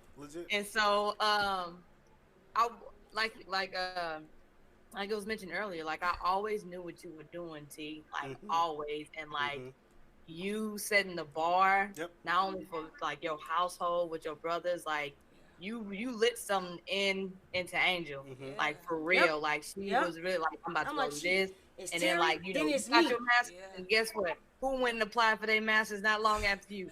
Angel did. You know what I'm saying? Like for you to go through and understand and see. Like, no, I'm not gonna keep living like this. Like your ripple went further than your family. It went further than your family. I'm like, damn, college. Let me look into it. Now I did not go to a HBCU. You know what I'm saying? But just the opportunity and the thought, like, I remember you talking to me like, hey man, use basketball as your vessel. Like you can do this. Like you can really go. Like get there. Like go take off. Like those conversations. Like when we would be at the house of Bartmer, or look, be down to come on. There's always everybody was on Bartmer. I lived on Bartmer. Them basement parties. Them basement parties, baby. Them basement house parties is crazy. No. In St. Louis, Angel had the best basement house parties. It wasn't no drinking. It wasn't nothing bad. It was everything. But you had the top athletes in St. Louis at the basement parties. Yeah. You did. Out of trouble. And with the parents upstairs. With the parents upstairs. With the parents upstairs. And it was $35 to get in. Yes. Chris don't know nothing. They don't know nothing about it. It was my own house party. I wasn't invited. The same time I had a basement party, Pope played against LeBron James. It's on the story. Pope played against LeBron. We be all in there. I had the best basement parties. I don't care what nobody said. Listen to them. I was there. You can listen to anybody that's directing a movie. Ryan Cunningham. That's my dance partner. That's my boy. That's my he dog. in Atlanta right now. Big shout out to Ryan. Big shout out to Ryan. I love you. Shout out to Ryan, man. We had it, man. Legends, living legends. In St. Louis. In your basement. And all we did, and it was all positive love. All the adults was upstairs. Yes. We didn't have there was no gunshots. There was no. Where y'all down there, Nina popping? Nina popping. You No, know this what? was before. No, was this No, Actually, yes, we were. Yes, we were. We Yes, were. Nelly And we came were. out in And we 99. were G-walking. Did you have on tall t-shirts? Rhonda, I do. Yes. I do got remember that. pictures. And Hold Jabot on, jeans. Jordan. Go ahead, Jabot Jordan. jeans. Hold on, Dr. Jersey Hold on. dresses. Wait a minute. What you say, Jordan? Jersey dress, those Hold are on. the I best said, things ever. we stood in line at Vintage Vinyl and Delmar Loop because Nelly was having his album release. We stood in line for hours and we got a picture and got our stuff signed. We was geek walking back like, oh my God, we just see Nelly. Hey, look, listen. Look, I had every Allen Iverson We had a headband. time. We had a time. Before That there was was a a thing. time to be But it was- had. We but had it a was- time. Right, and it's You remember we stood in different. line for Nelly? No? Okay. Okay, because you're real young. you So, okay. Still do got that. Similac on So you. Coach, don't do me like So that. let it be known, it was a good time and it was positive. Yeah. We all play sport. Everybody plays sports. Everybody was looking forward to something. So that brings it back into what sports do for us. We still had the same parties that everybody else have. We lived the same fun life. We just lived it differently. We lived it positively. We were motivating each other and everything else. And like she said, when Taffy went, my cousin Latanya went, and then Terry went. I knew she graduated 04. I'm graduating 05. I'm coming. Shut up, We're class of doing- 04. We are doing these things. And we finna make a difference. We not finna be like, it feels good to be the one in the family to make the difference and create the change that the next person want to follow. Man, look here. And big shout out to my cousins because they put us on their back. Yeah. I will say that. Like, we babysat, but they told us the lessons. So when we earned degrees, they earned degrees too. Because at the end of the day, like, that's who kept us. That's who kept us. Who babysat us? Yeah, that's who babysat Well, our us. mamas, both of our mamas was working at Jack in the Box. Yeah. But you know what? That Jack in the Box on Grand. Shout out to the Jack in the Box on Grand and Clay. Yes. Reverend Jack Combo. They used to have real good tacos. Yeah, 2 for I $1. wish I $2 for grew up in $1. the You know, the funny 90s. thing though, And so I love my cousins. Like, I can run them all down. Like, Shout thank out you to for the my lessons cousins. that they taught us. I can run them down from because different parents. we didn't have to learn. I didn't have to learn the hard way a lot of stuff. Yeah. Because I learned from their sense. They're like, Terry, when you do this, when you move here, when you like Our all cousins of didn't everything. abuse. Our cousins did not abuse us. And so There was no sexual abuse. There was none of that. Our cousins loved us. So Even if it's 2, 3, 4, 5 years older. Our Now- cousin, and still to this day, they praise us because, they love but they us. don't know that because they babysat us and made sure we was okay. We okay right now. they made a better tomorrow for us. Come No, on. for sure. And the funny thing is, I didn't have that. I mean, we're similar in the way, like, nobody in my family was in college before me. Nobody. So when I left, graduated from Cleveland, ROTC. Shout out. Okay, Yeah. boy, I'm I gonna see pray you. for you. We You love got- you. Got your it provided Gucci that glasses It on. provided that structure you mentioned earlier. Absolutely. It didn't take me very far, but after I graduated from there, it was me going to college wasn't a big deal. No pressure to get it done. I mean, my dad would take me to the barbershop with him every weekend. I would sit there all day on Saturday and Sunday. I mean, all day on Friday, Saturday, sweep up And the you hair. swept the floor and worked. And did, but there was no pressure for me to go to college. So then when I did apply to Missouri Western and get accepted, nobody was going to take me. Nobody offered to take me. Nobody. So what I did, because I was going to go. I was Okay, going to go. so I you bought on me Mo West Griffin? Look, I bought. Yeah, well, yeah. All right. Oh yeah, all we're right. here. You got a Griffin in the house? We're here. Yeah. Shout Your out daddy to a- Griffin. And heavy on it. Your Missouri daddy State a- Bears. I'm sorry. Is your daddy a barbershop? I Yeah. mean, He's a an entrepreneur. barber? Yeah. He's a pure entrepreneur. Yeah, But don't worry, we'll take care of you. We'll take care of you. Trying to get educated. I bought a mega bus ticket Come from on. St. Louis to Kansas City. Come That on. part do Because it. I had never been to Mo West. I didn't know it was St. Joseph. Come on. But when I put up the Google map, I saw Kansas City, so I thought that was close enough. It was I 45 bought, minutes. Look here, I bought my mega bus ticket. I $30 to get to Kansas City, and only for them to tell me that St. Joe was another 45 minutes away, and that the mega bus was not getting there. I'm here You're in there. downtown Kansas City. What? Adversity. No way. No way to get Adversity. to. So I took my last $90 that I had, caught a cab from Kansas City to St. Woo! Joe, and I didn't. But you know what? It teaches you. I was so mad. It teaches you. I was so mad that I had to go through all that.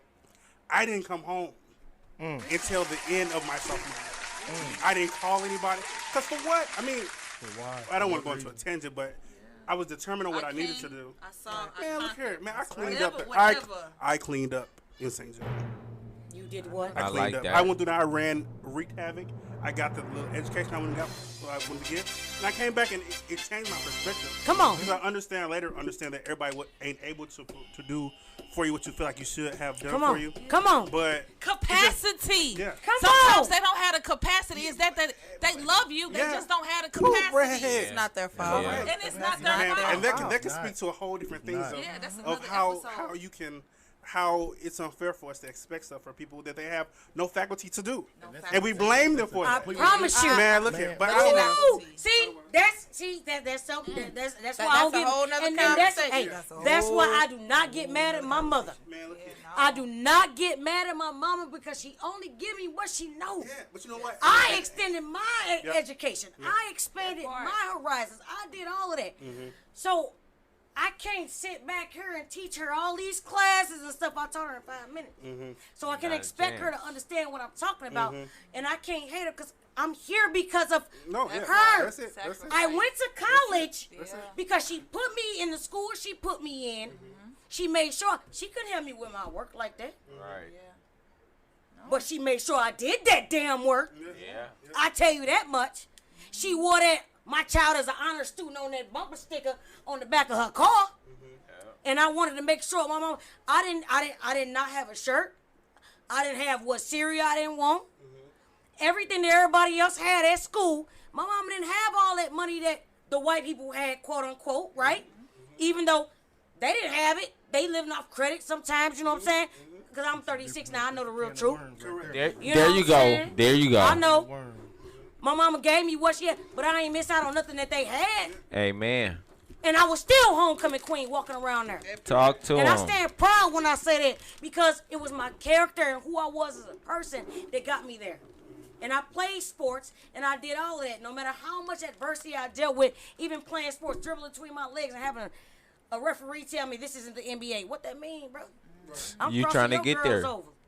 You mad because I'm crossing your girls over, but wait, I'm Allen Iverson in my lifetime, goddamn. I'm Michael Jordan. Tell them. You know, don't play with me. Tell them, cousin. You don't know where I come from. Now, you know, it could have been bout different if that I went to life. Cardinal Ritter. It would have been different. Yeah. I might not be sitting right here. I might be overseas somewhere. You hear me? If I didn't leave my best friend, who know where stuff would have went? Because we was a dynamic duo. Because they heard about her out there. Shout out to Coach Jordan. Yeah, you know what to say. And my baby, hey. So we talked about a whole lot of things. Does anybody got any questions or anything? We getting ready to wrap it up. Because this is an episode that can go on and on because we speaking about personal experience, professional knowledge.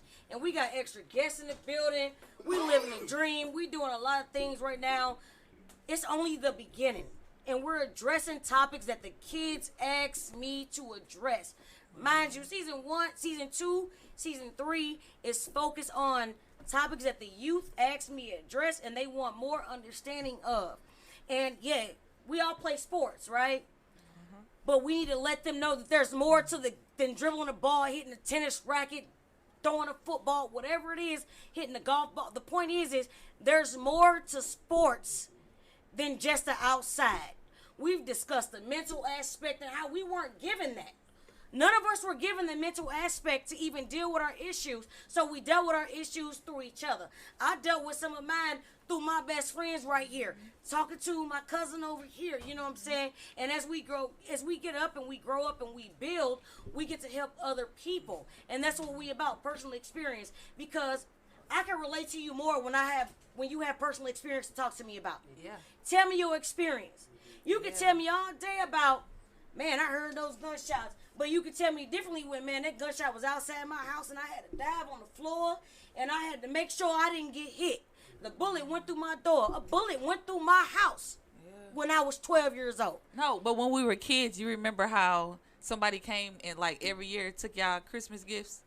My mama got assistance. And we got, and like, guess I'll what? never forget those. And so every year. cemented in my mind like to. So because I got because my mama got help, even though she had a job or whatever, she qualified for assistance for presents and stuff like that for us to get.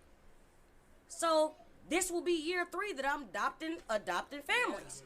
Last year I had 10 kids that I adopted. Shout out. That's hella real though. The first year I adopted one family. This past year in 2022, I had 10 kids and some adults that I was able to adopt with the help of my team. This year, I promise for Christmas, I'm adopting more. Yes. And we're going to be a part of that. Well, everybody, one team, one dream. But before we go, I want to introduce this young lady that I have here. Where is that young lady at? I brought a young lady in the studio. She is 7 years old. She's been selling lemonade. Oh, that's awesome. Because she's been selling lemonade because she wants to go to Disney World. And somebody, a.k.a. a close friend of mine who was like family, contacted me in the night hours when I was asleep. And I saw the message in the morning. They are in South Africa shooting a movie right now with Viola Davis, Anthony Anderson. And they contacted the Angels Online. She said, I got to reach out to my family. She reached out to me and told me and sent me a video, sent me a picture of a post that was done with a young lady that's selling lemonade, and she wants to go to Disney World. And so when I saw that, my great-grandmother passed on May 31st, 2023, and that is the hardest thing I ever had to deal with, and I'm going to look at it. I promise you I ain't going to cry. I'm going to keep it together. But my spirits, I could not sleep throughout the night, and my girlfriend, then she was like, what's going on? Why you ain't sleeping? Because my spirits would not let me sleep without trying to figure out the fact that I need to help this young lady go to Disney World because I've had the privilege to work at Disney World, have friends that work at Disney World. I go to Disney anytime I want. It's my backyard. But this young lady has been selling lemonade. Her name is Harmony. Come here. Come here, honey. Y'all might have seen her earlier. Harmony, say hello to the people. Hi. Hey. Harmony is 7 years old. You selling lemonade. What? Tell people why you selling lemonade. Because I'm going out of town to go to Disney World with my cousin. Okay, you going to Disney World with your cousin, huh? So you selling lemonade? Okay. So let me tell you what the Angels Online and the team right here. Let me tell you what we gonna do, right? Is your mom going with you?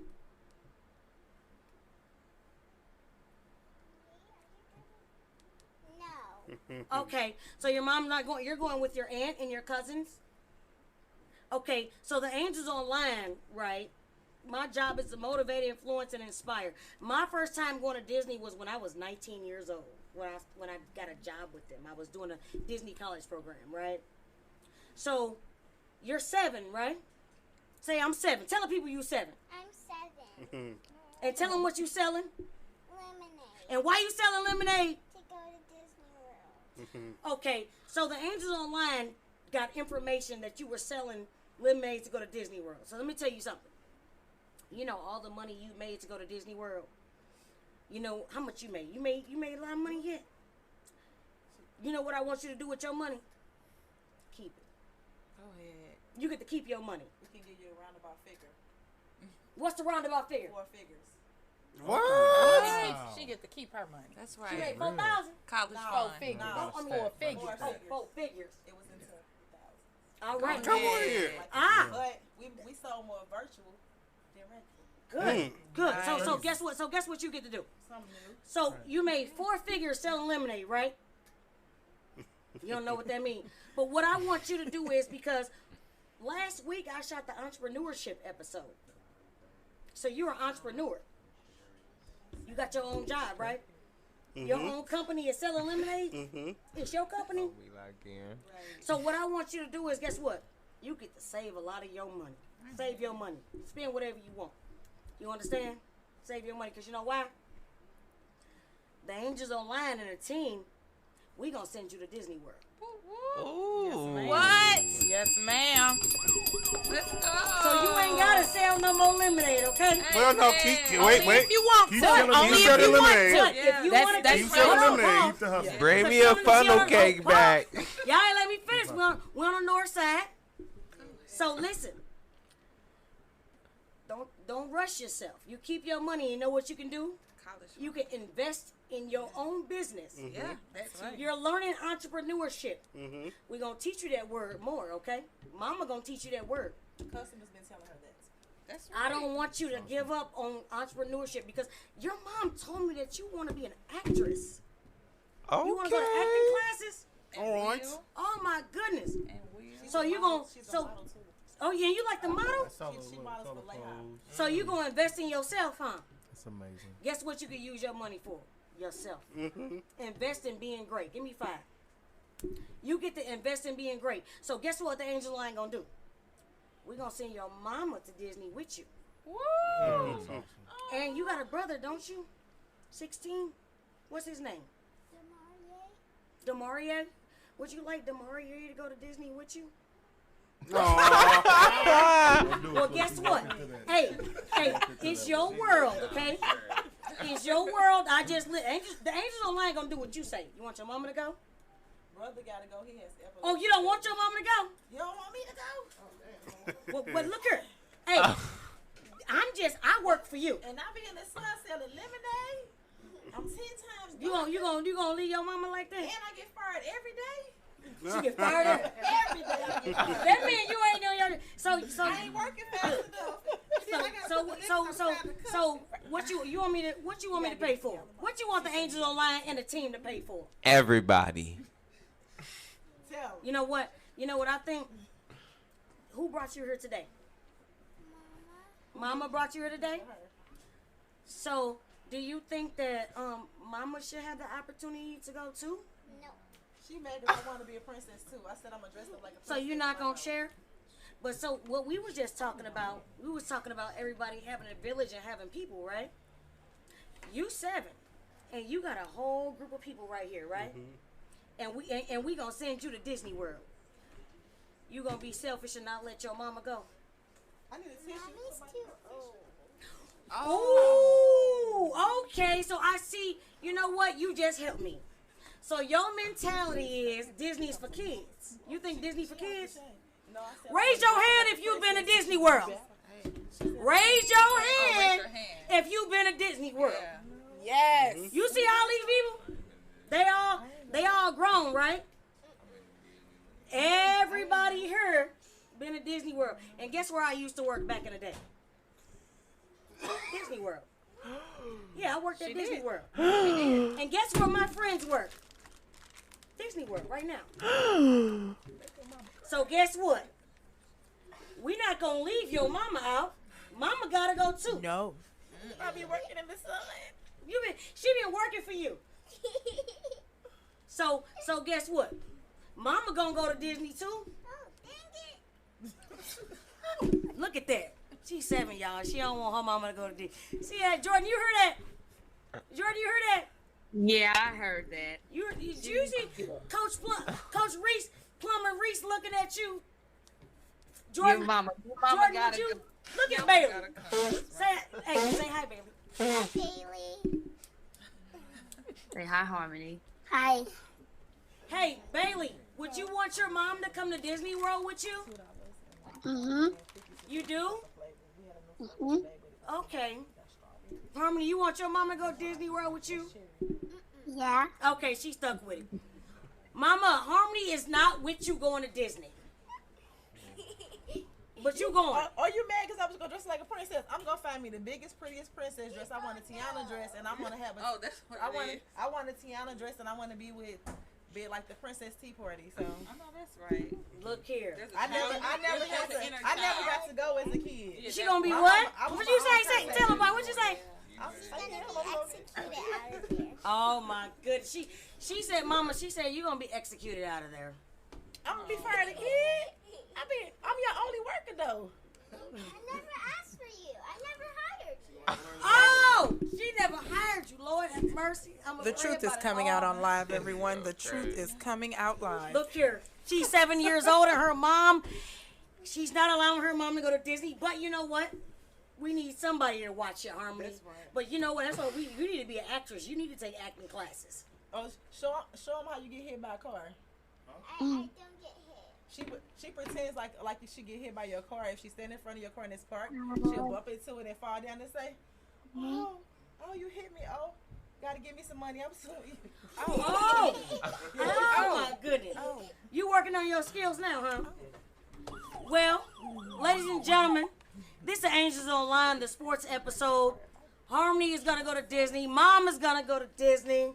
Is that okay? You better say yeah. Yeah. Everybody go to Disney. Yeah. We're going to make magic here at the Angels Online. That's what we do. But you know what we got to end it with, ladies and gentlemen, because we will continue the episode. We're going to end it with the episode. We're going to start with Jordan because, you know, everybody got to give a good people, good people. Jordan, go ahead. Give a good people, good people. Good people, good people. Bailey, give me a good people, Bailey. Hey. Good people. Oh, Dr. Carl, give it to us. Good people. Terry. Good people. Son, hold on, baby. Y'all, my son is here. My godson is here. Hold on, baby. Come here. Come on. Go ahead, Terry. Good people, good people. Good people, good people. Good people, good people. Chris. Good people, good people. Good people, good people. Trip, say good people, good people. Good people. Good people.